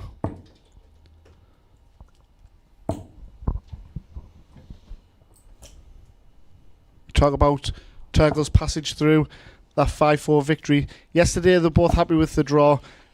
I think it suited both, didn't it? It was their first matches of the day. We both felt that both would just want to avoid defeat. They were nailed on to qualify, of course, for today's quarterfinals. And to the delight of our North American sports fans, the draw is out of the equation today. And Turgle yesterday, again, we talked about the draw being valuable for both, but Turgle was using his new custom darts yesterday, and I thought that was a good time to try them out. Yep, in a situation like that, it is ideal because, well, it ultimately the result didn't matter.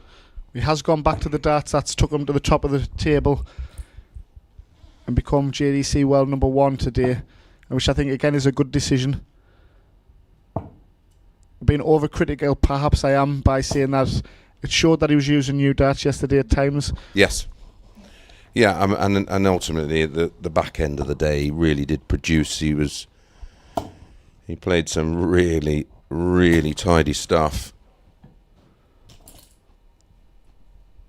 When I talk about being overcritical, it's just the expectations I've now got of Turgle because I know how good he is.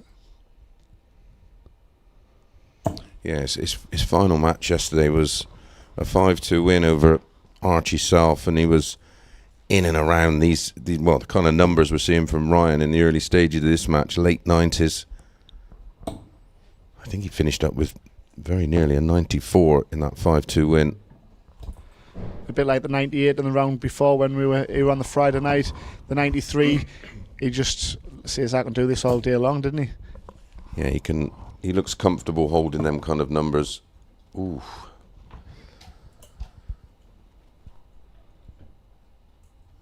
Very close to the 170. We've seen plenty of efforts and plenty go close on the 170, and that'll just make Ryan think about this one. It's Kay Basil who took out the 170 on the last round of advance to a great prospect he is. There's a long list of them, isn't there? That tour now has been extended to 64 players due to strength, depth and demand. Youngest ever champion on the WDF is Kia, winning over in Hungary, the Hungarian Classic, I think it was. We talk about Van Gerwen back in the day. I think it was Finland Open when he was 15-year-old. He won the youth and the seniors event. He did, yeah. He did that a few times, didn't he? In many different events. And you look back and he had the spiky hair. Yeah, I was over in Holland. We used to play a lot of non-ranked, big opens in the Netherlands as Turgle just misses out on double five for 2-0. Yeah, and Michael played Merv in the semi-finals, laughing. I said, you got some kid in the semi-final. And he absolutely took Merv apart. And I played Michael in the final and just about squeaked past him. And even then you knew you were watching greatness.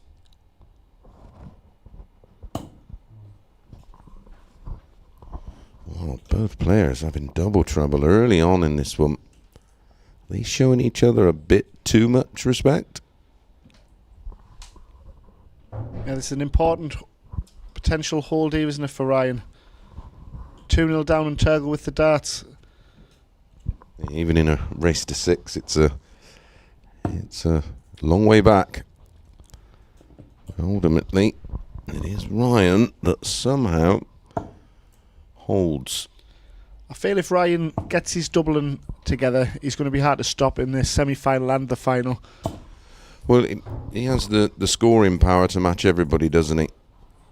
We talk about his time, and timing's everything, of course, in the game, but he's 4-2 with titles that he won. He was phenomenal with the 180s to get away in the legs, and that he had the throw. It just puts so much pressure on your opponent to hold the throw in the next game, doesn't it? Yeah, and he was sort of finding those kind of turns at key moments. You know, the second or third visit in the leg when you're trying to hold and he finds the max to steal the darts, and then his approach bay, of course, and counting is all very, very good indeed.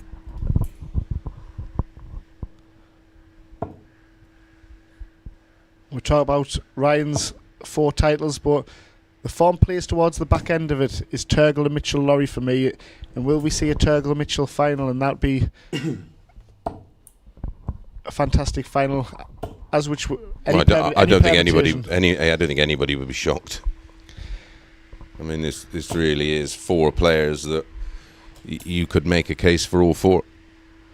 A legitimate case as well. Of course, the second semi-final coming up. I'm looking forward to see how Jack Nankovic performs.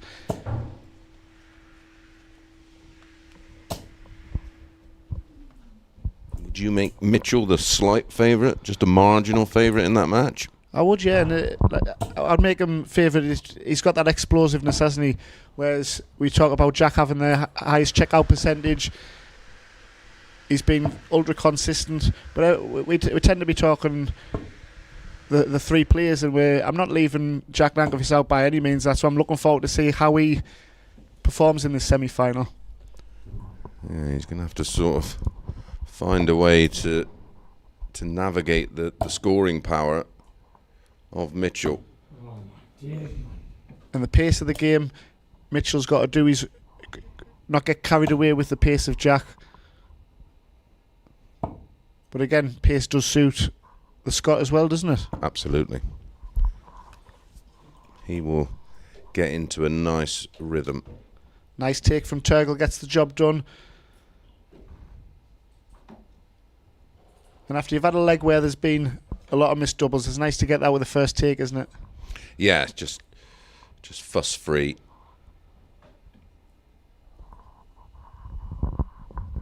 We'll have our second semi-final next, and then we will get straight on with the girls' final, and then straight into the boys' final. Abby will be having a word with both the respective winners.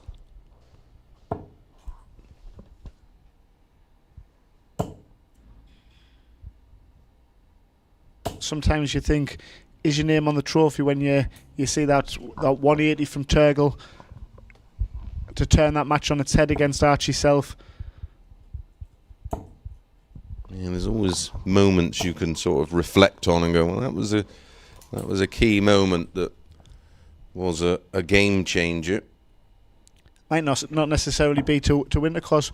Remember Kirk Shepherd having all them match darts missed against him in the early exchanges, and then he reached the final. I think 3 or 4 players, wasn't it? I think it was Terry Jenkins and Barry Bates. I think maybe was one of them. Yeah, it was quite bizarre. And then you think, is his name on the pot, lad? And again, when we talk about averages, it's obviously brought up a lot with our youngsters. But the final average for John Part and that, it doesn't say John Part averaged whatever, it says John Part is the world champion. Yeah, well, there was another one like that, wasn't it? The final against Bobby George, who broke his back in that win over, I think it was Magnus Carris, where he came from 4-1 down to win 5-4. Yeah, that was the first world championship after the split, wasn't it? Yeah.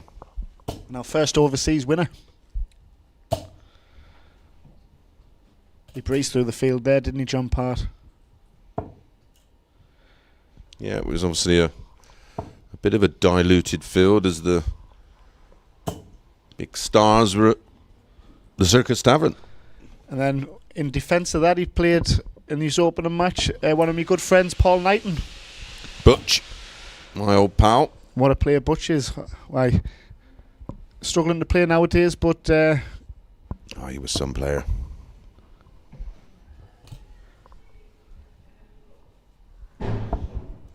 Still see him at the county venue.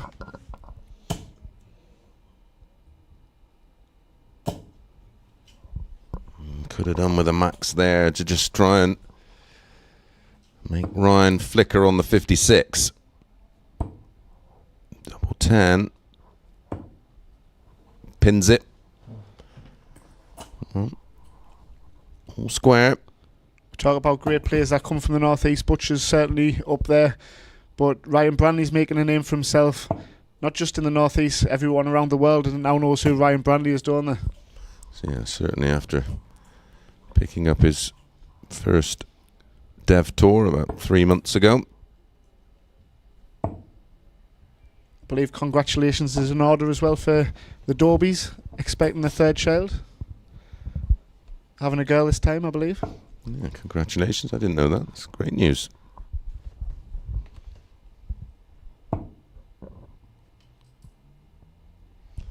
Another player from that part of the world, of course, one of the most memorable finals at the Lakeside, Phil Nixon. Made my England debut with Nixie. Yeah, I was down for opening weekend in that contest, that tournament, sorry, and when we went down back after the weekend, he says, "Are you coming back down?" And I says, "If you make the final, I'll come back." And I was sat with Trina, and it was and I remember being over by the bookie stand and saying they were all saying it's going to be the quickest final of all time, and he came back, didn't he turn it around beautifully? Yeah, it was one of the longest finals of all time in the end. It was Mike Gregory, it was at the time, that was at the bookies, and he said this is going to be the quickest final of all times. Another player involved in an absolute epic there against Phil Taylor, of course. Finally should have won. Last leg decider, was it?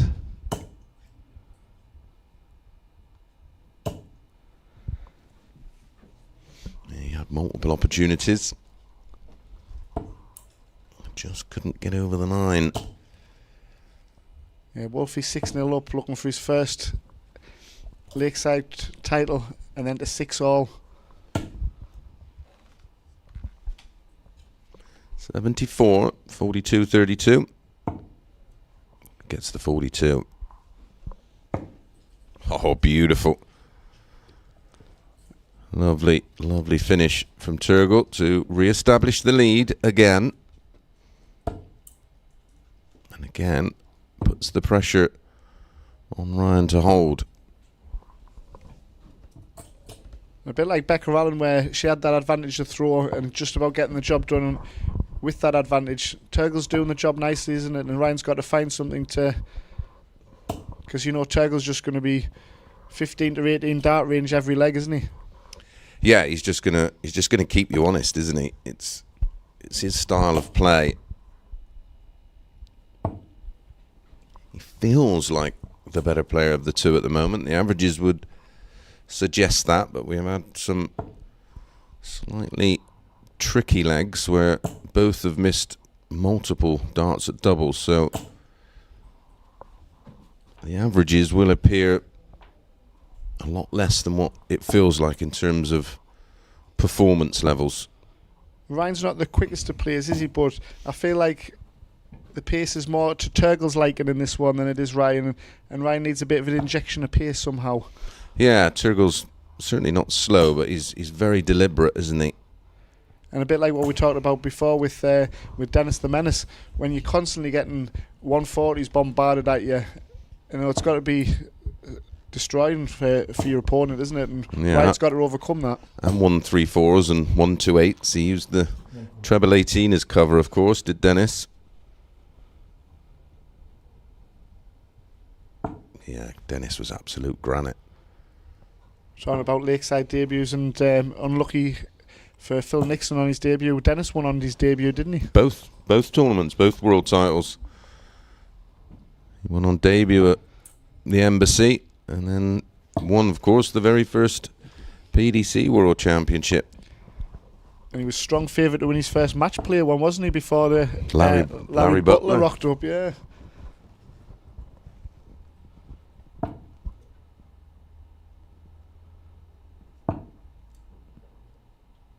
Was the field 16 at the time for the match play, or was it 32? Yeah, it was 32. 32. Can you remember back then where Larry you would put him in terms of favouritism for that? Would he be one of the rank outsiders? Or yeah, he'd have been. Listen, he was tidy. He was a good player. He was one of those, because we obviously at that time were travelling to America and Canada a lot, so everybody was aware of him. He was a very tough player to be. Very good cricket player. Not the ball and bat game, by the way. But yeah, he wasn't expected to win that.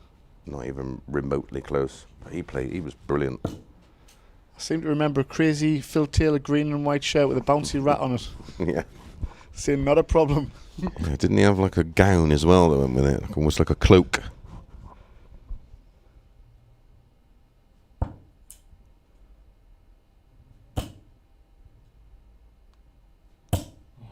Yeah. He's a trouble on tops in this match.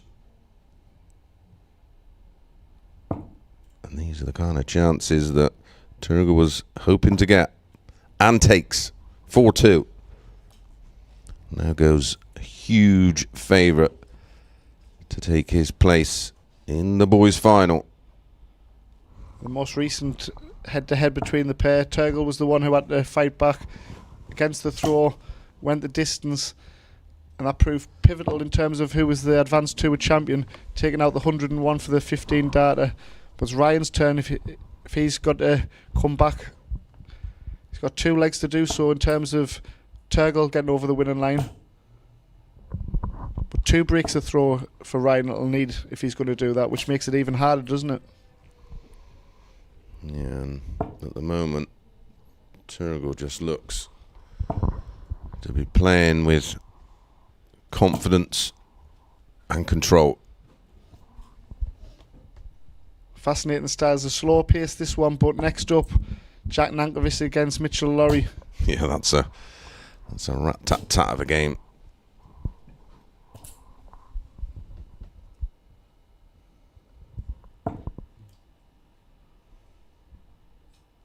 Dad Fraser's had a word with Mitchell after his game, so it'll be interesting to see how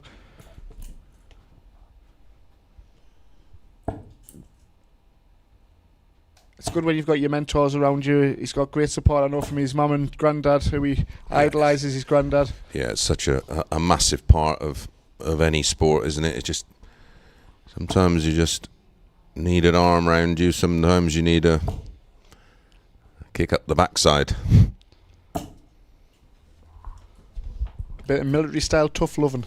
Absolutely.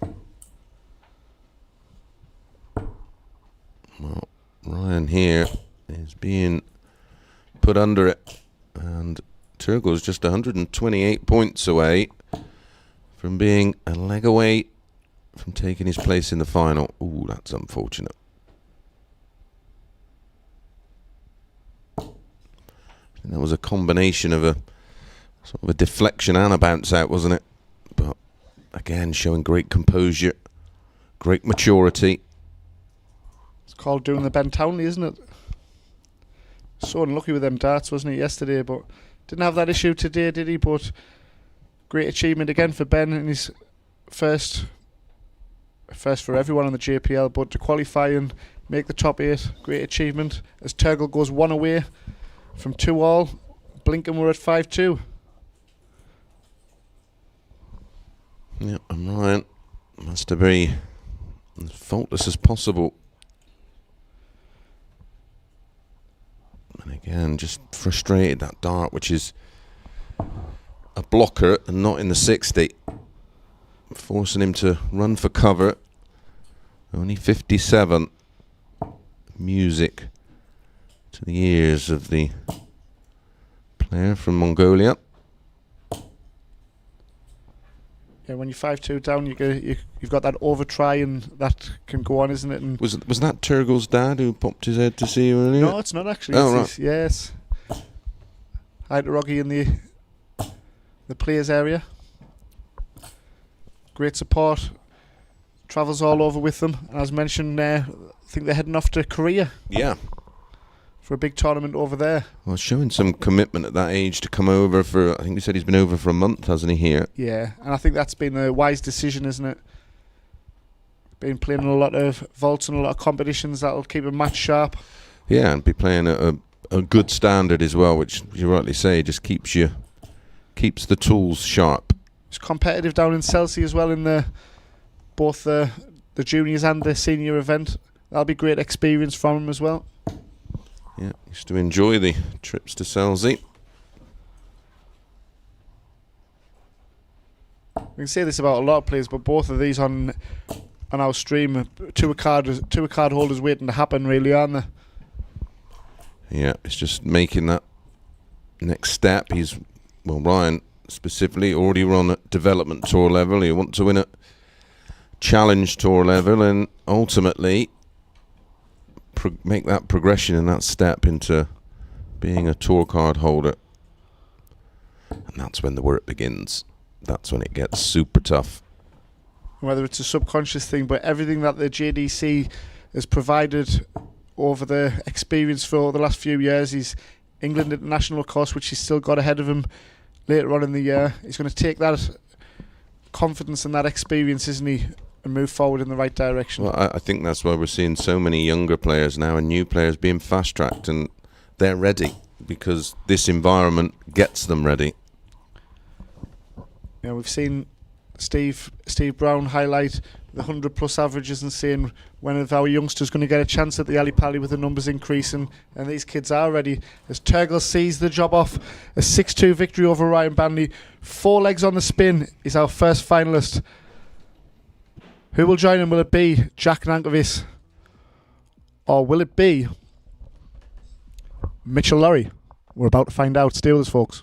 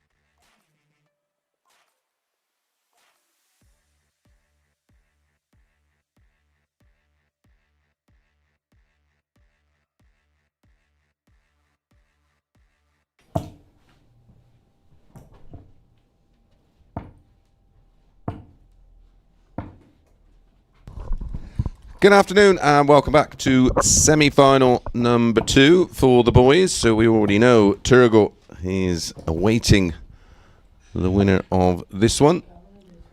And of course, prior to the boys' final, we will be bringing you the girls' final live on the JDC YouTube channel. If you are watching, welcome along. If you're watching for the first time and haven't subscribed, please subscribe for us and give us a like and a thumbs up. We appreciate the support. Yes, as always, thanks for being with us. It's been a fantastic tour so far and a fantastic opening JPL. And we're at the business end of that, our second semi-final, our girls' final to come. I cannot wait for that. Who will join Turgal Kurarelku, JDC's world number 1, England international Jack Nankervis, or Scottish World Cup winner Mitchell Lowry? Fascinating encounter ahead. Format, PDC format, best of 11. Yep, the players will relish this opportunity. I'm not sure if... Oh no, there is Mitchell. Did have point issues yesterday, which I'm sure has now been rectified. Despite all the fan mail to Robbie Long that's flowed in over the last few minutes, as we want a best of 19 for this one, it does remain a best of 11.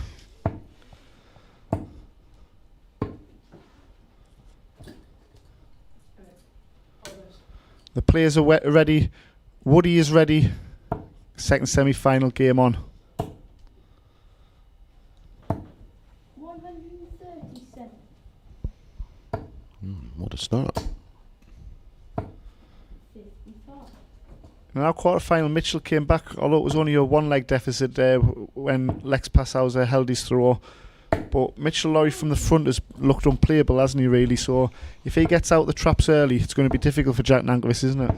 Yeah, but I think if you just sort of stick around and wait for any kind of mistake, and then any moment that Mitchell just starts to get a little bit irritated, he can be pegged back, and we have seen that. I mean, when these two met yesterday, it ended up 4 apiece, but it was Mitchell that had control of the game, and then literally just started to unravel a bit as Jack frustrated him by just sticking in.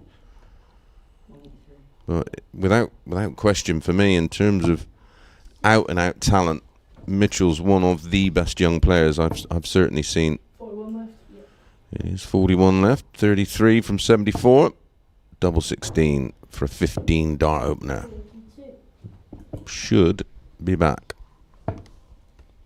Yeah, we mentioned front runners, but Jack Nankervis has had some memorable comebacks, Well, as we mentioned in this match. Yesterday, he fought back from being 4-1 down on 2 occasions.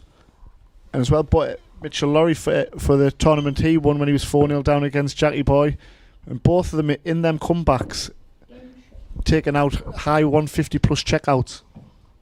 So under pressure, responding beautiful, aren't they? 45. Well, it's just not an alien environment for them, is it? They're just getting opportunities to play against each other in this environment. Oh, beautiful max from Jack. We talk about the head-to-heads and they're not having the mental scars, these youngsters, they just crack on with things. I think in our girls' final, I think Becca Allen will enjoy being the underdog, and I think she'll come on for that. She'll relax. I agree. I think she will approach it as, well, all the pressure is on Paige, all the expectation. But every time when Paige is the favourite, she delivers, doesn't she? So it's going to be a fascinating final. She's the postie. We got a lot of players, don't we, that in any sport that say they beat the players they should beat, and it's about getting the wins over the players that first win perhaps, and then that can springboard you to the next level. But it's easy said than done, isn't it? It's got to, 100. you've still got to get the performance done, haven't you? Yeah, it's about creating opportunities and taking them, and sometimes the good legs just take care of themselves. It's the ones where you're not absolutely on it. Yeah, and when we talk about Ruby Gray's action, remind you of Joe Cullen. That's what, for me, springboarded him to winning the Masters. He brought his B game up closer, tighter together. And it's something that myself and Abby have spoke about at length. It's that range and keeping the range as close together as possible. 83. Because with Joe, you could see 100 plus average, or you could see a 77, and he brought that in brilliantly, didn't he? Yeah, absolutely. A worthy winner, and of course, let's not forget, a couple of years ago, a couple of mil away from double 16 from being the Premier League champion. 100. Yeah, great debut performance that was from, wasn't it? Yeah, and he had a great match against Gezi Price, didn't he, in the Worlds? We'll talk about youngsters. Joe came on the scene at a young age, didn't he? I played him on his debut at the UK Open.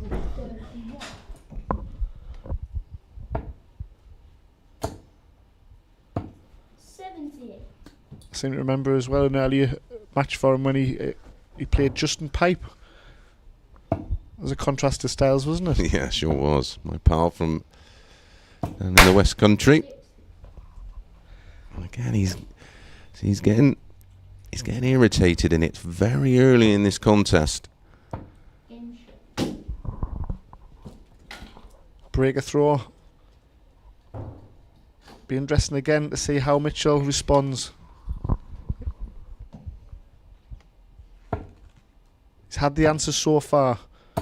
140. But Jack is not a player that you want to give a lead to, is he? No, and you don't want to give him anything to feed off, which is exactly what Mitchell's doing right now. And you may get away with it at this level, but as you go through the grades, some of the more seasoned campaigners will they'll irritate you on purpose. And Yeah, they'll know what buttons to press, won't they? And they'll oh yeah.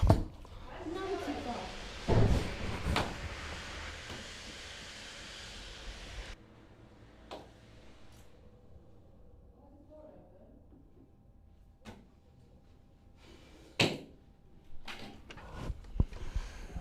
Yeah, and this is something that the powers that be within the JDC need to look at.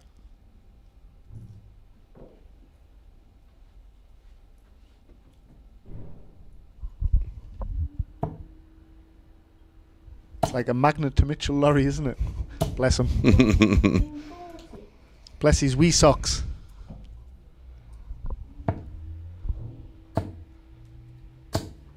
Despite the pressures to change his nickname, he's having none of it. Well, Owen Bates had to change his, didn't he? 100. He's having none of it or none of it.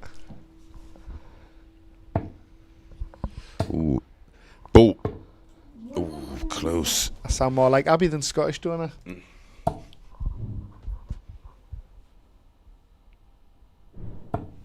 God, what is it? 88.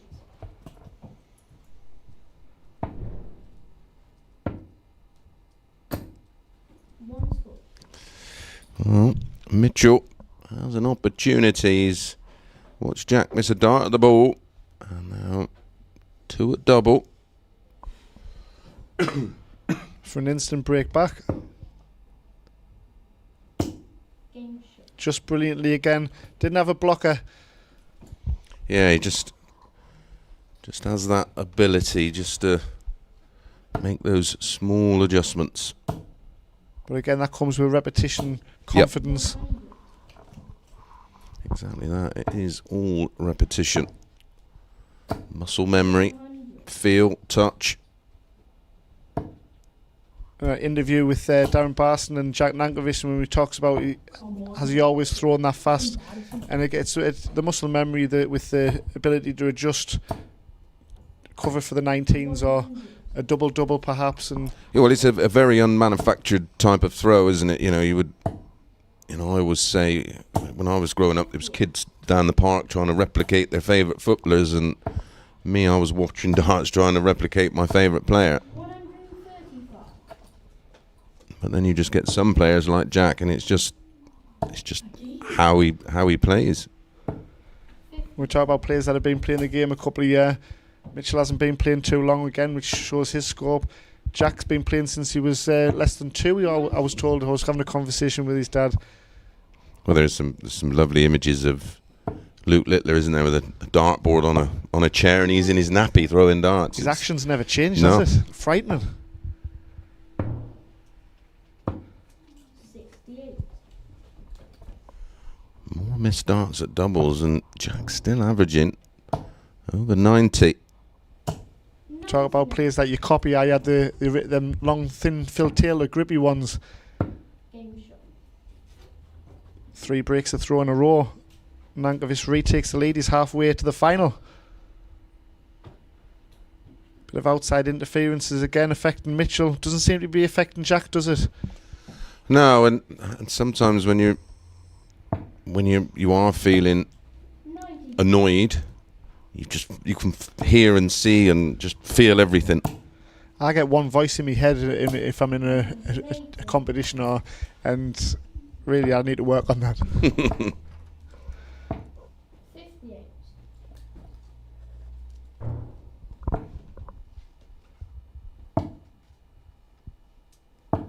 We can There, talk. there is a lot of noise and activity. We are effectively sort of 100. adjacent to a social club, and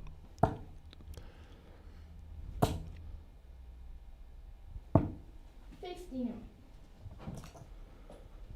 We talk about focus, and I seem to remember before Luke Liller got his tour card and we were down at the ADC events, and despite sat at the table with Luke, he was present in the conversation, but his focus was that stood out above anything else. He was just in the zone all the time.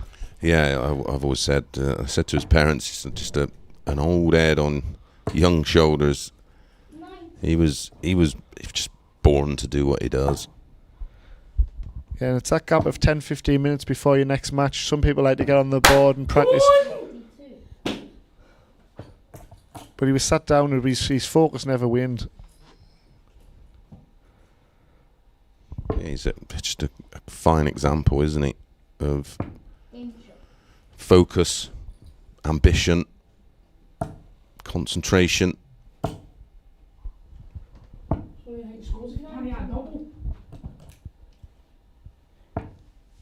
And this is the acid test now for Mitchell Lowry, isn't it? He's given himself chances in legs, which has got to give him confidence. But it's now or never you feel for him, isn't it? Yeah, he's in a bit of a spot of bother, because if you're aware, Jack is more than holding his own in every department. And on the flip side to our first semi-final, where Ryan Branley was 4-2 down and we said he needed a double break, for Mitchell, if he does hold and break, he's got the advantage of throw, so it's only 1 break for him. 100. But again, he's playing in England International, that's 4-2 up and just rattled in a 180, so still has the advantage of throw, does Mitchell. Brilliant response. What a semi-final we've got on our hands here. Yeah, still tough to call. 77. Well, great last start from Jack to leave a round ton. 16 and tops for Mitchell. 56. And will that be in his back of his mind, the fact that Jack's left himself a handy ton when you're 4-2 down? Well, everything's heightened, isn't it? Every bit of pressure is doubled when you're trailing. He's just on the premises, isn't it? It just gives you that food for thought when you...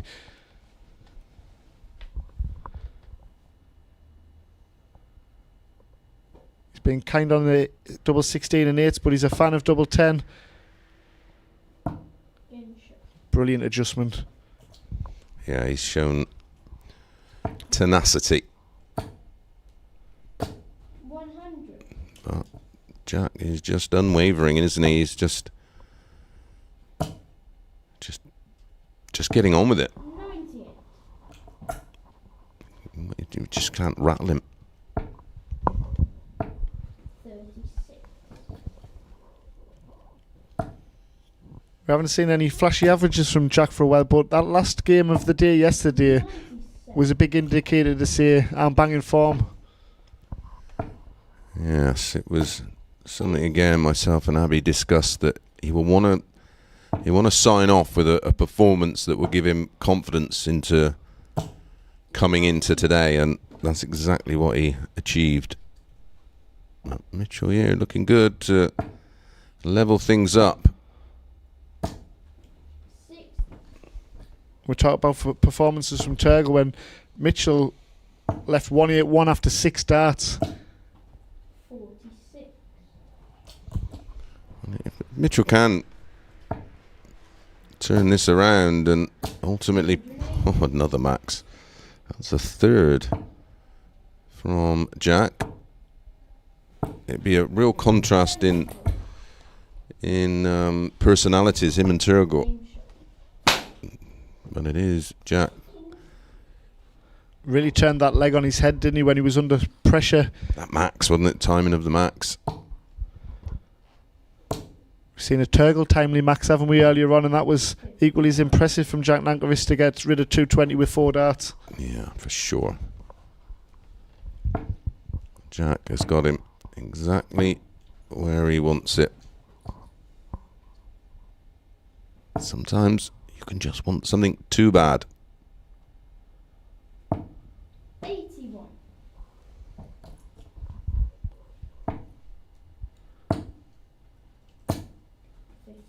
The average of 87 for Jack Nankervis over the course of the length of in the 9th leg now. That's basically saying It's county A standard, isn't it? 85. It's 29 and change, isn't it? very impressive. 97. Credit to Mitchell. Sticking in. 100. Good ton. Looked like more. Probably would have felt like he deserved more. When you talk about progression from our players over the course of the Advanced Tour and the JPL, Mitchell Laurie has grew in both formats, whether it be the JPL and the Advanced Tour, and it's been so pleasing to see his progression. It might not be over just yet. He's been good navigating around that, what looks to us like a bit of a blocker, but he's given Jack a chance. Yeah, he did the right thing. That was a handy guide.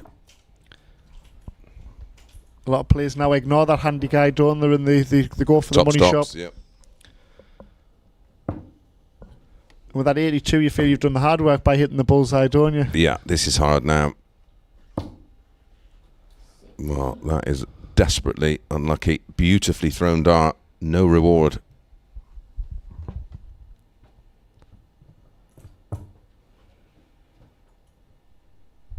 And that should be just about that. And Mitchell has put them down.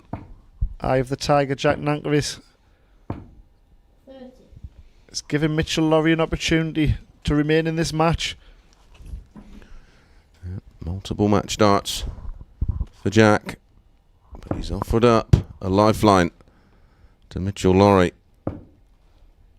Another awkward first dart, wasn't it? Hey. Oh, it's just chance.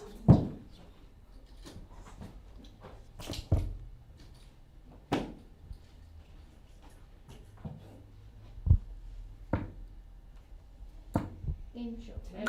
Game, set and match. Jack Nankervis is our second finalist, where we'll meet Turgle Kularelku. A fascinating contrast of styles coming up in our final. But first things first, we've got our girls' final. Paige Pauling taking on Becca Allen. We're in for a treat. Stay with us, folks. It's coming right up.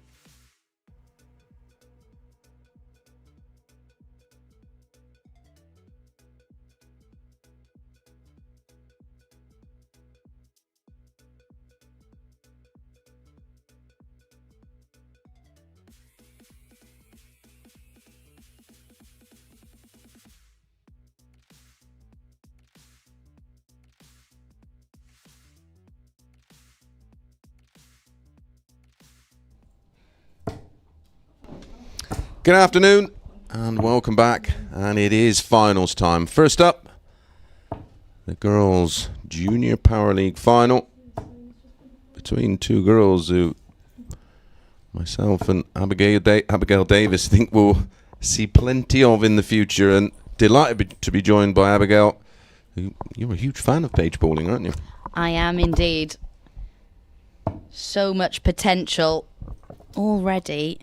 A 3-time Women's Series semi-finalist. What she is achieving in this game is incredibly admirable. Already picked up a number of titles in 2025 as well, of course, but didn't have things all her own way in her semi-final.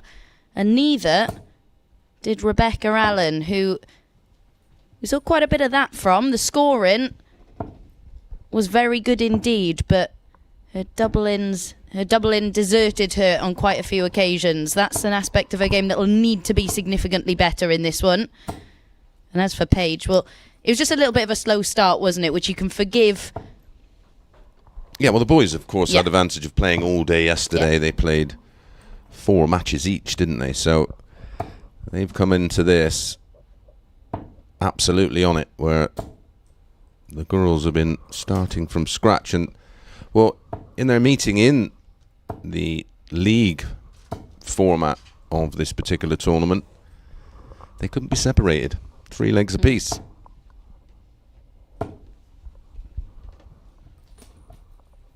Yeah, it is, though, by and large. Paige Pauling, who comes out on top in this particular fixture. As we mentioned earlier on, they've met in a number of finals. The World Cup Youth, the Irish Classic twice, and also the semi-final of the World Open twice. And it's Paige Pauling who's come out on top on all 5 of those occasions. All right, let's have a look then. Whether Rebecca can be a little bit more clinical at the start of this one. Good early signs. Yeah, and even though this is a race to 6, again, love to see the girls playing over the longer format, so they can really just play with some element of freedom. The short course starts is, well, as we've seen at even senior level, it's challenging. But even this early, I think that was an important leg to get for Rebecca in her semi-final. It was the doubling that ultimately made it a lot tougher game than it should have been.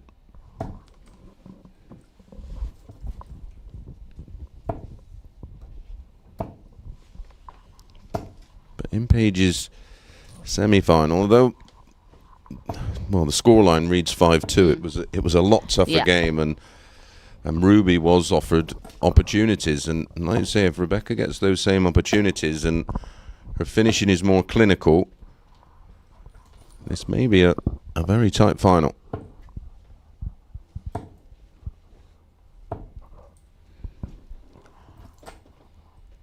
It will be Jack Nankervis and Turgel in the final of the boys, coming straight up after this one. And that's another game that's so tough to call. I thought the double 16 was found. Oh, another one of those. Would have left double 8. Not to be, so Paige Pauling returns next door, and she manages to find the bottom corner for a level game. Both kicking off with 20 dart holds of throw. It's got a lovely pace to this as well, hasn't it? It suit both of them.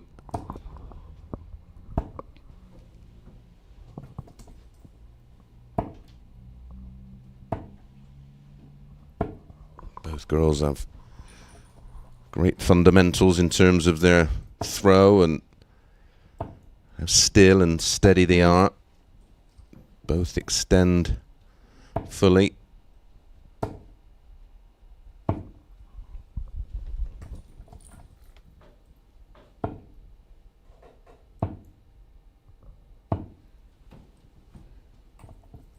Paige, of course, world champion now as well. Picking up that title in December. And she's already won a whole host of events at Yeah. the start of 2025 as well. She's got over 40 titles in total. Her resume is Yeah. very impressive. And like you said earlier, she's also studying as well. Yeah. So Yeah, she said that she doesn't really get the opportunity to practice, so her matches are her practice. we hear that now so much Yeah. from the PDC pros, don't we? That they sort of just roll from tournament to tournament, so they don't really have that much time to work on any specific element of their game.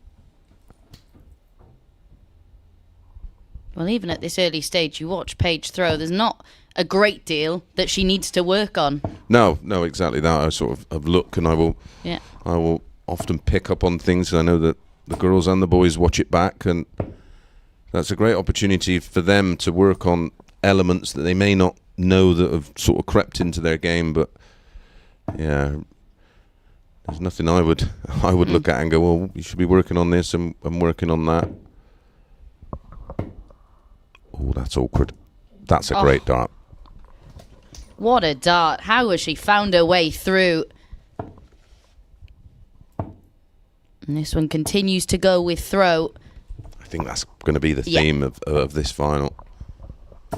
You look at the averages. We're 4 in. They're both very, very similar in every department at the moment.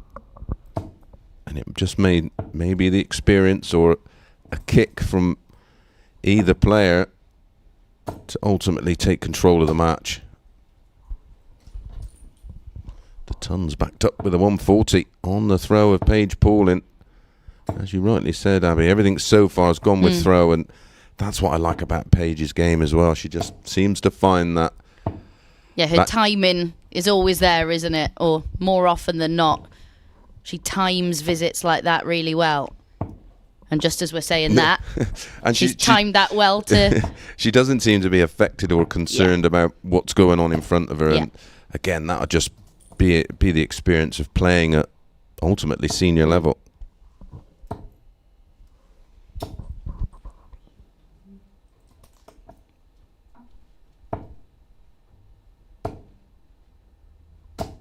Yeah, it'd be fascinating to know how much time these two spent on the practice board in between their matches. But 99, nobody's favourite finish. Only 99 I like is one with a flake in. What does that even mean? 54.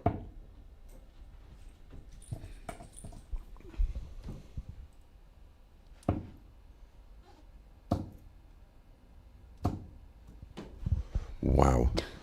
2 absolutely buried on the wire. Desperately unlucky, but not punished.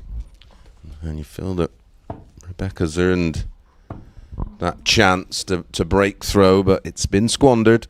2 at tops to lead 3-1, as it is. It's another holder throw, and the game level again. Yeah, that was the first real opportunity against the darts. Go in the way of Rebecca Allen. What can Paige Paulin carve out on Allen's throw? Well, it was instantly punished, the 34, so ultimately now has the darts in leg 5.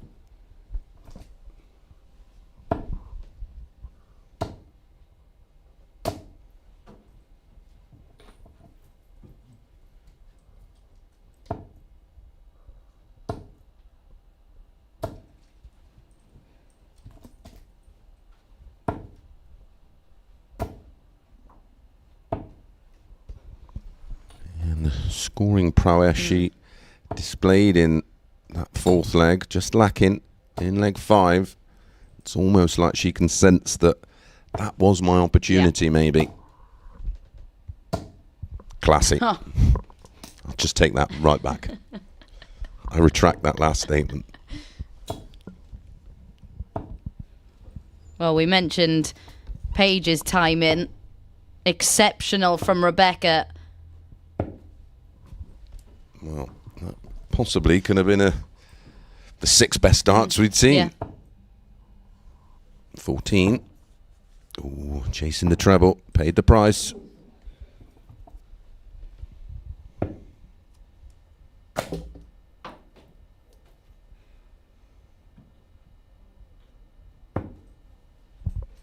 And again, very, very unfortunate. You can make a case that she could be winning, well, certainly leading this final comfortably. Well, she may take a 3-2 lead here.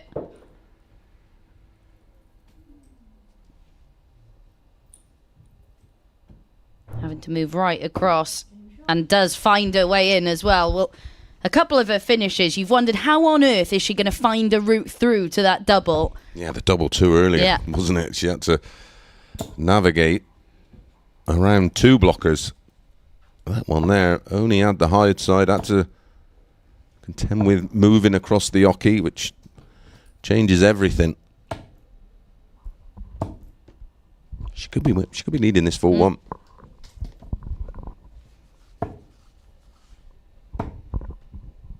Yeah, the only leg that she's not had darts at double is leg 2. Yeah.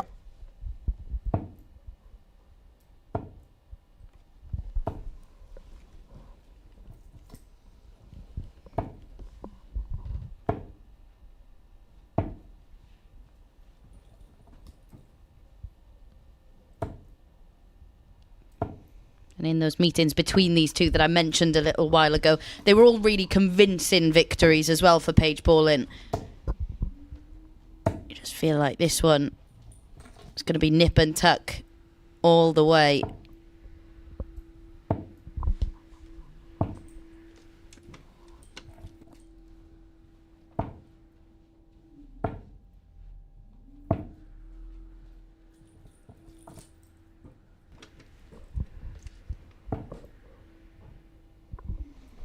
Looking for the 54, but what a recovery dart. 42 left tops. I'm going to take out the 153, but potentially could have left a double as it is. 56 if Paige doesn't find double 5, and she doesn't, so a real opportunity here. And another break of throw. Double 10. Well, Paige's double-in has been far from brilliant in this match, but she's been allowed time to get over the line and level things up yet again. Oh, she's being made to work very, very hard to stay in this final by some fabulous scoring from Rebecca. It's just been a bit unfortunate on the finishing. 140 backed up with 85. Forcing Paige just to find a max to stay in touch.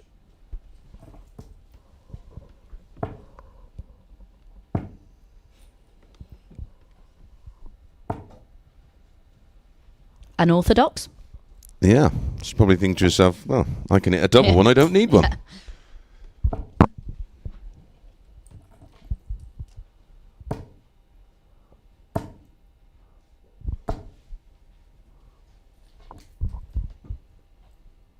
Real exciting time for Irish darts right now, isn't it?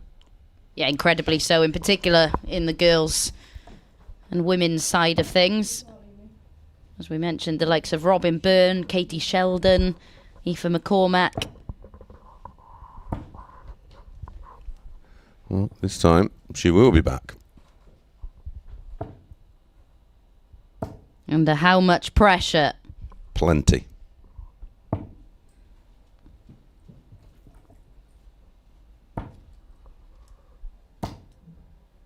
Thought she could use that first dart. But doesn't get the double that she wanted. Not for the first time in this leg. Can Paige rescue the situation? Well, the leg does go the way of Rebecca Allen. We continue to go with throw in this final. And I don't know how. At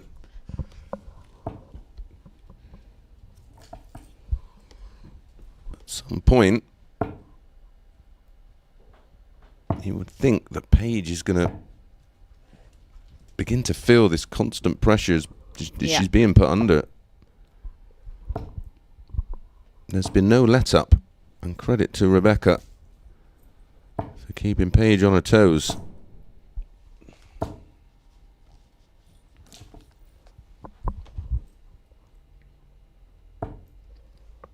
Yeah, well, Rebecca Allen will probably be thinking, I could have won this by now. Yep.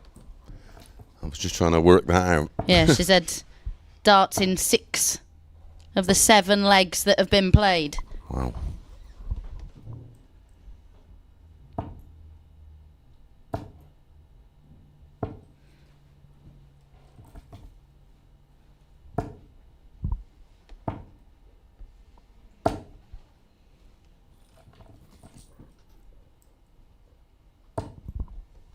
Again, piling pressure on the throw of Paige Pauling. And in fact, she has now stolen the darts.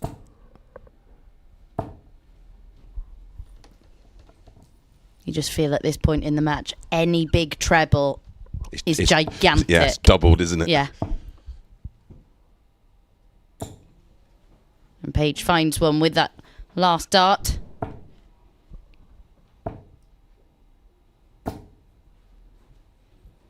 First things first, just stay straight with dart number 1. Give yourself a chance.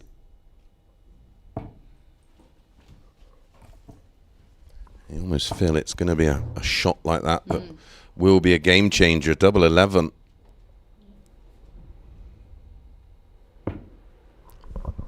Yet another dart at a double in a leg that Paige Pauling started.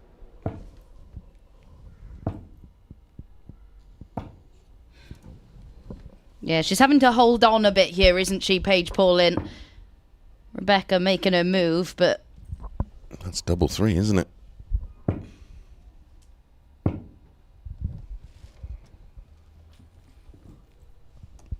Again, Paige Pauling is let off the hook.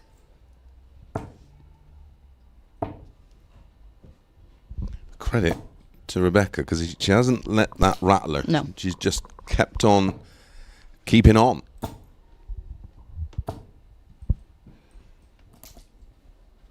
Yeah, and her average is still up around 69, despite all those missed darts at double.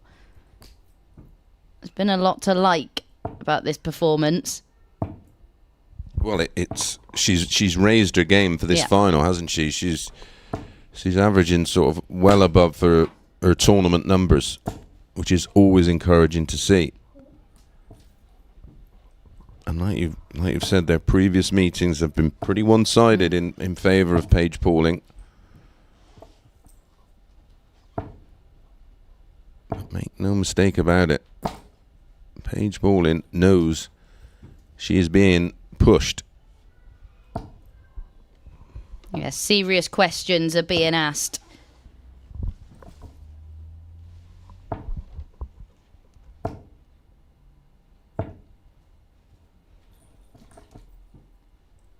She is herself, though, starting to do a little bit more against the throw, isn't she? Yeah, this is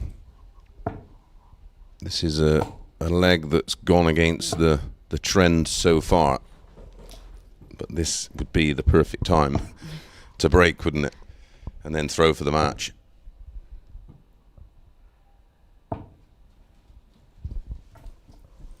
Not shaved off as much as she would have liked to there.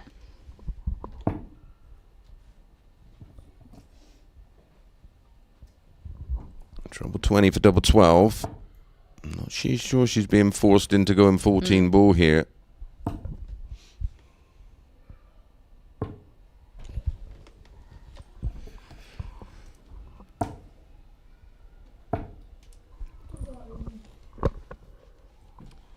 $75, treble 17. This to move within 1 of the match and the title. Double 8. Well, it's 25. Yeah.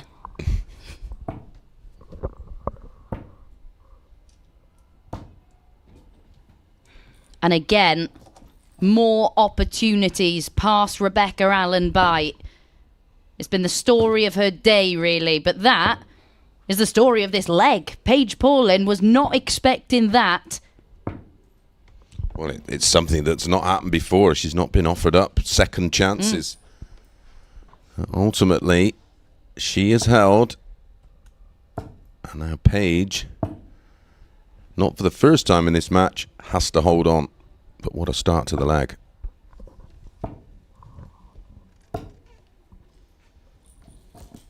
Yeah, that's such a good response, isn't it? Literally seconds after you've just squandered that glorious opportunity to find the break that you've struggled to carve out opportunities for. And it's a breaker throw she's going to need at some point. Yeah. But we're, well, quickly running out of legs. Well, Rebecca Allen will be hoping that this is the last.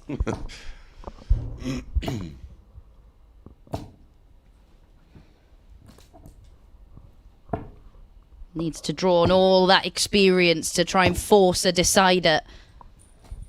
She's a girl who's been picking up titles for years already.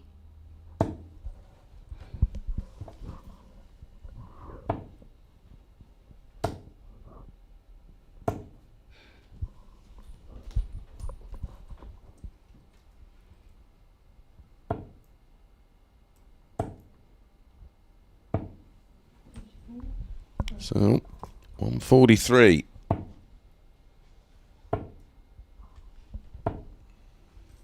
To take us all the way. It's big pressure now on this 56. 2 at tops. Double 10 to keep herself in this match. What a dart that was. Forces the decider. And now Paige Paulin needs to do something she's not been able to at any point in this match so far. Rebecca Allen, hold throw here and you are champion.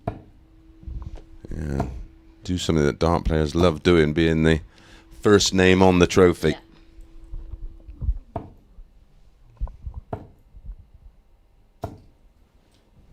Solid from Paige. Back-to-back tons in a decider. This is tense. I'm Yeah. twitching.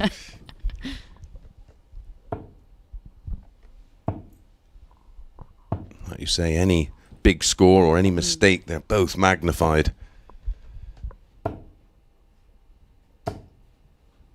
Brilliant. First to a finish on throw after 12. Feels almost fitting that a shot like this is taken out after all the double trouble.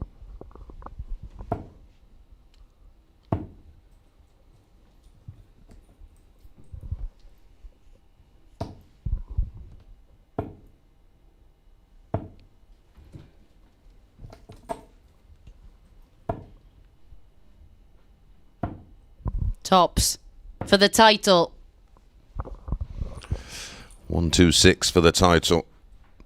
419s and ball. Oh, the shot's off. So Rebecca is going to come back. Have 3 darts in hand. Great guide.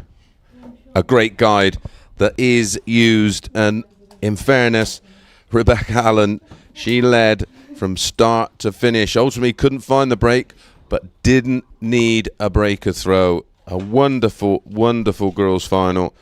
Very unfortunate for Paige Paulin, but a fabulous performance in the end from Rebecca Allen, who had multiple chances. Delighted to say that Abigail Davis is actually going to have a quick word with our winner, Rebecca Allen.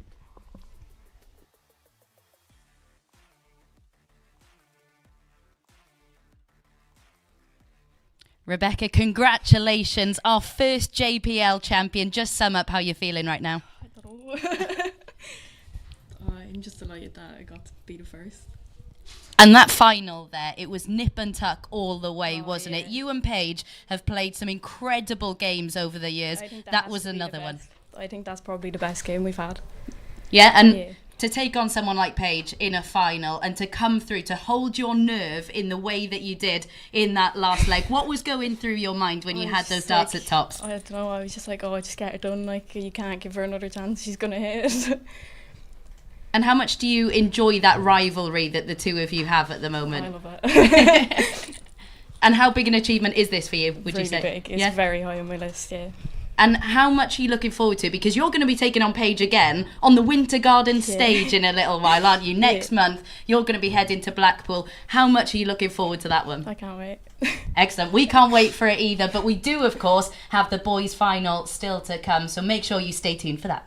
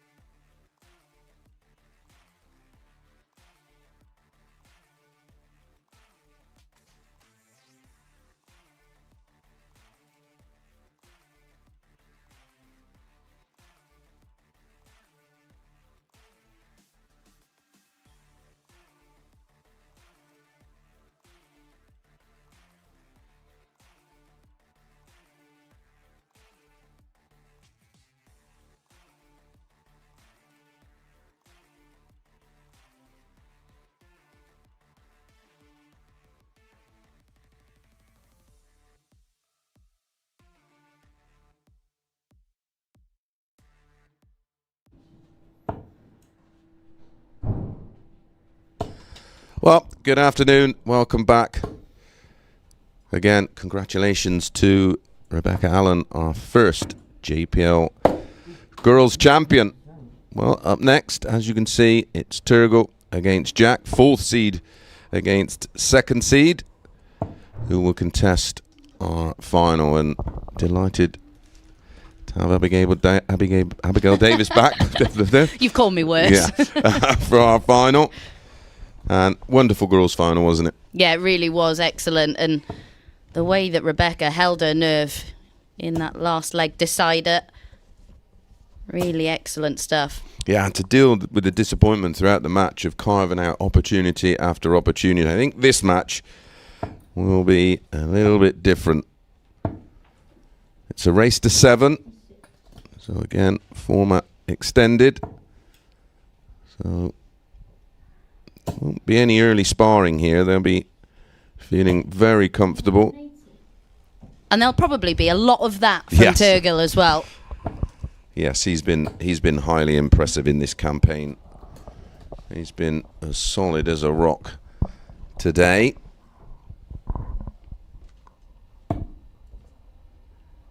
His grouping is just excellent, isn't it?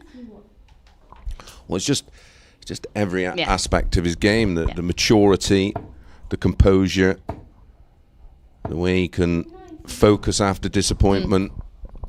There's no emotion from him at all. Yeah, all the players we've seen across this weekend, a huge credit to Oh, it's been an absolute the delight. JDC and to darts in general, because both the standard that they've produced, their demeanour, their attitude, everything has just been a complete credit. Yeah, and ultimately we're getting to see the next gen firsthand.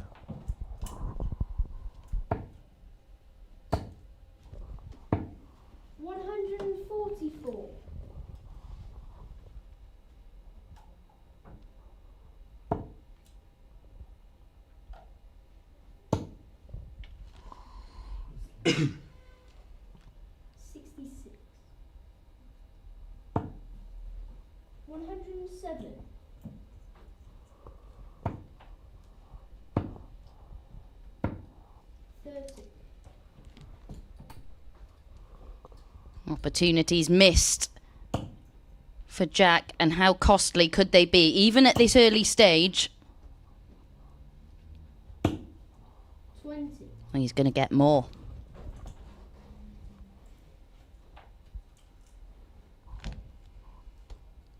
An opportunity that I don't think he'd have been expecting, No score.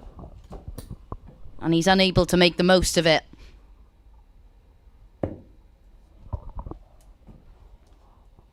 Surely he's not going to be allowed back to the board again, and he isn't. Yep, punished ultimately. And a very break of throw at the earliest opportunity. Yeah, having 59. watched Turgle's level over the course of this weekend, I can't imagine he's going to allow you the opportunity to return for multiple visits to get over the line in a leg throughout this one.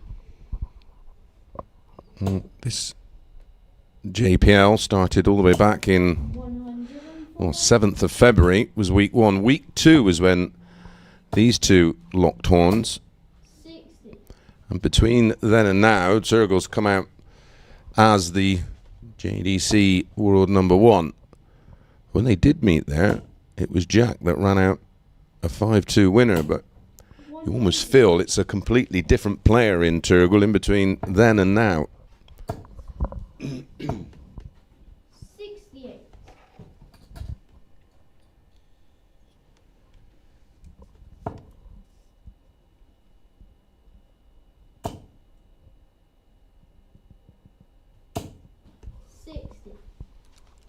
Well, takes him down to a finish. 104. And he needed the 2 treble turn there to get himself down to a finish. Ultimately, he'll be looking to instantly break back. Another one of those. Leaves tops. Top's the target. Top's not found. But he's going to be back.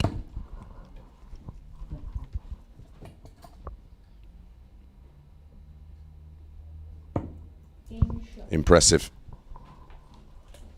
16 dart hold to back up the break. Ultimately, only giving Jack, of course, 15 darts Yeah. in the leg. 96.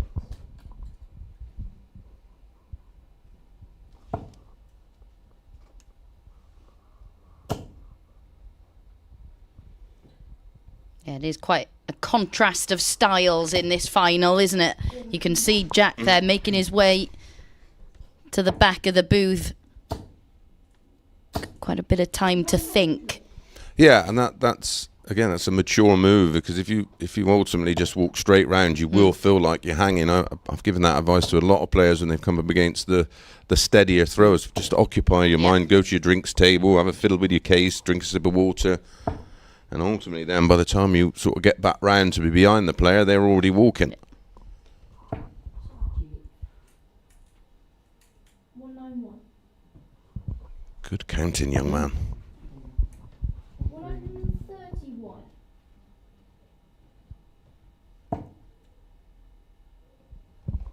Really, really strong leg from Jack. And even this early, you go a double break down. 100. You leave Absolutely yourself- sublime. Yeah, beautiful, isn't it? Tops after 12.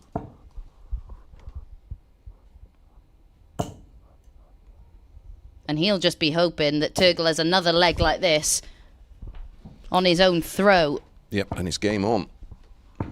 Game shot. 13 darts. That's the way to win your opening leg in the final. Yeah, just another 6 of those. You should be all right.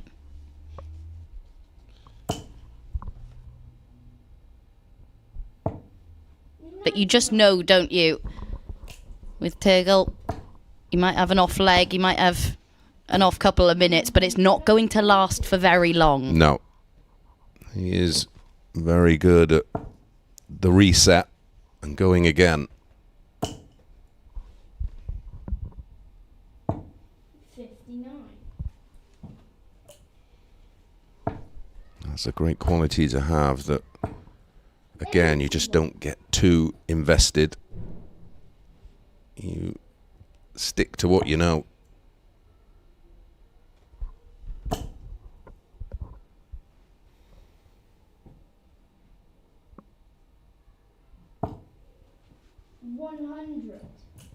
Such a good dart. Such great adjustment. 58. Yeah, it's been a strange weekend, hasn't it, for Jack? Because he came into the weekend top of the table. Things didn't go to plan early on yesterday. He knew he was pretty much already in finals day, so it was about coming here performing well, full of confidence, and in the first 3 games that just wasn't happening for him. He picked up a couple of points, but it was more to do with how his opponents were playing. But he really did turn it on in game number 4. Yeah, we felt that was going to be a massive influence on how today went. I think if he'd have underperformed in that final match, his confidence would have been... There could have been a hangover, couldn't there? Yeah, absolutely.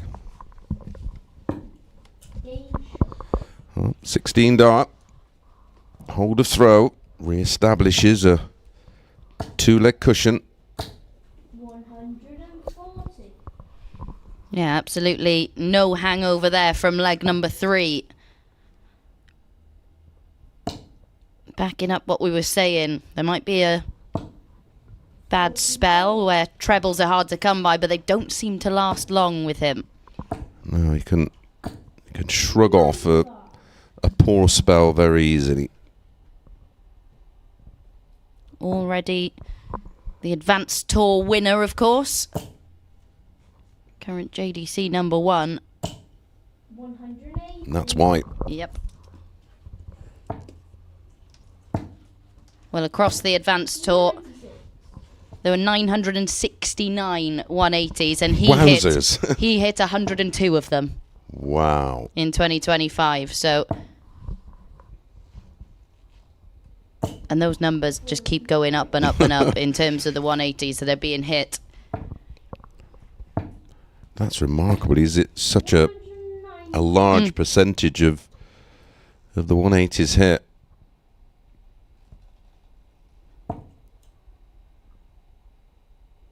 Yeah, it's not really a surprise though, is it? Because I think it's a bigger surprise when he gets the first dart in the treble 20 and the others don't follow it. Yeah.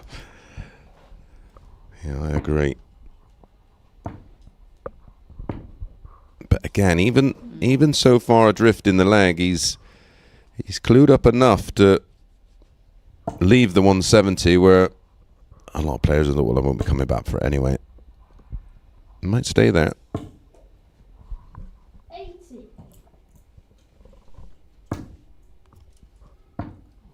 No score. Ooh, bit of a wild one from Jack. Now this would hurt. Yeah, it was a really good leg, wasn't it, from Jack up to that point. It is going to be 1 dart at the bull for a 4-1 lead, and he pins it. Absolutely sensational stuff. Jack Nankervis punished royally. Yeah, severely.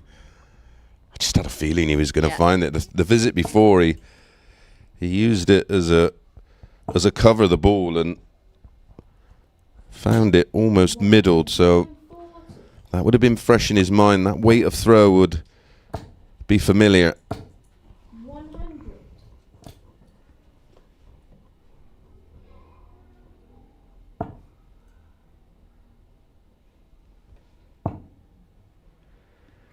Well, he's dealt a few blows in this match, but that one felt particularly sizable. Yeah, that would have that would have been like a kick in the shins. Yeah, that stung. Yeah.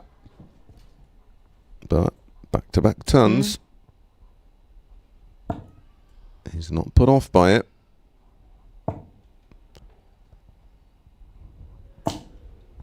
It's just something that's been on display all weekend as well. The players' ability to reset so quickly and show that maturity. Yeah, they just shake off disappointment so well. Kind of have to remind yourself of their age. Yeah, I agree.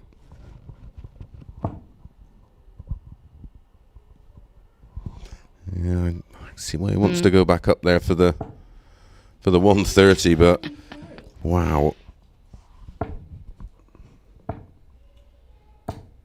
100.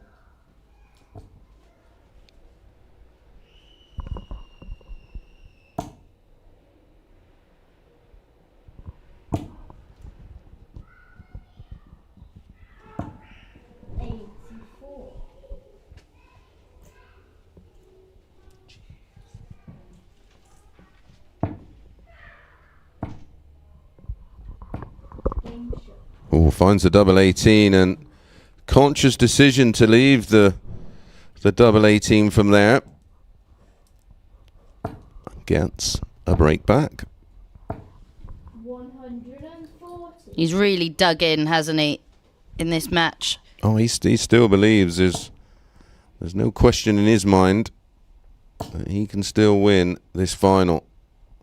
140. Super reply from Turgle. What a contest this is, though. Thoroughly enjoyable. Both players, well, settling quite quickly, actually, in this one. But now it's just nip and tuck. Yeah, they're evenly matched, and it's a sporting contest, isn't it? It's not just a game of darts. There's just twists and turns aplenty. 130. Another super shot to leave the 170. And again, their speed of counting and the understanding of board management. 140.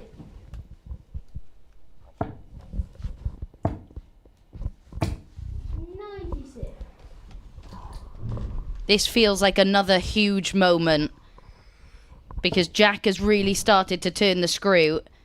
Had that 136 gone, I think even his resolve might have been broken slightly. Gonna get one at tops.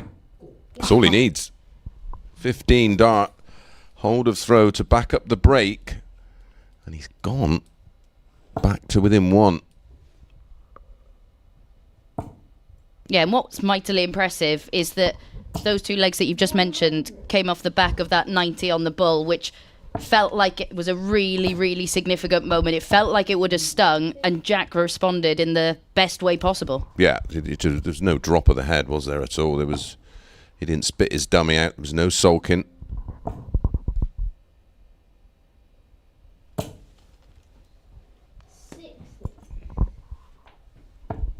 Is the tide turning in this one? 100. This feels like a huge lag. Momentum is most definitely with Jack.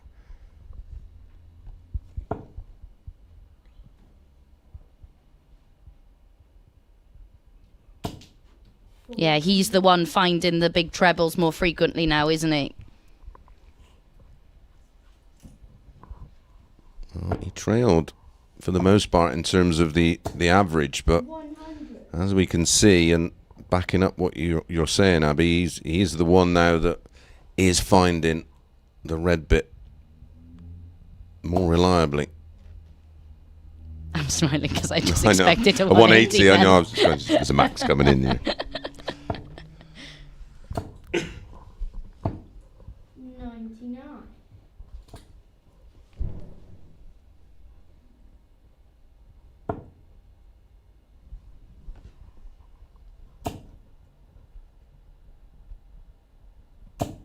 140. His focus is formidable. I don't want to play him at darts. I definitely don't want to play him at poker. Yeah.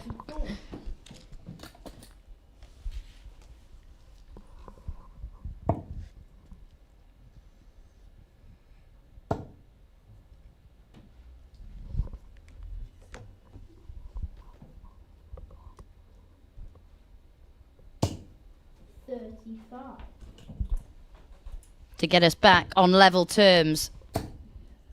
Well, the old school way. Well, as we've learned over the course of this weekend, they're just going to go their own way.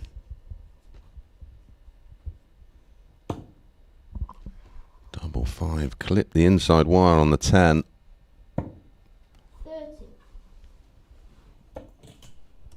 Well, that was about as erratic a dart as we've seen from him all weekend.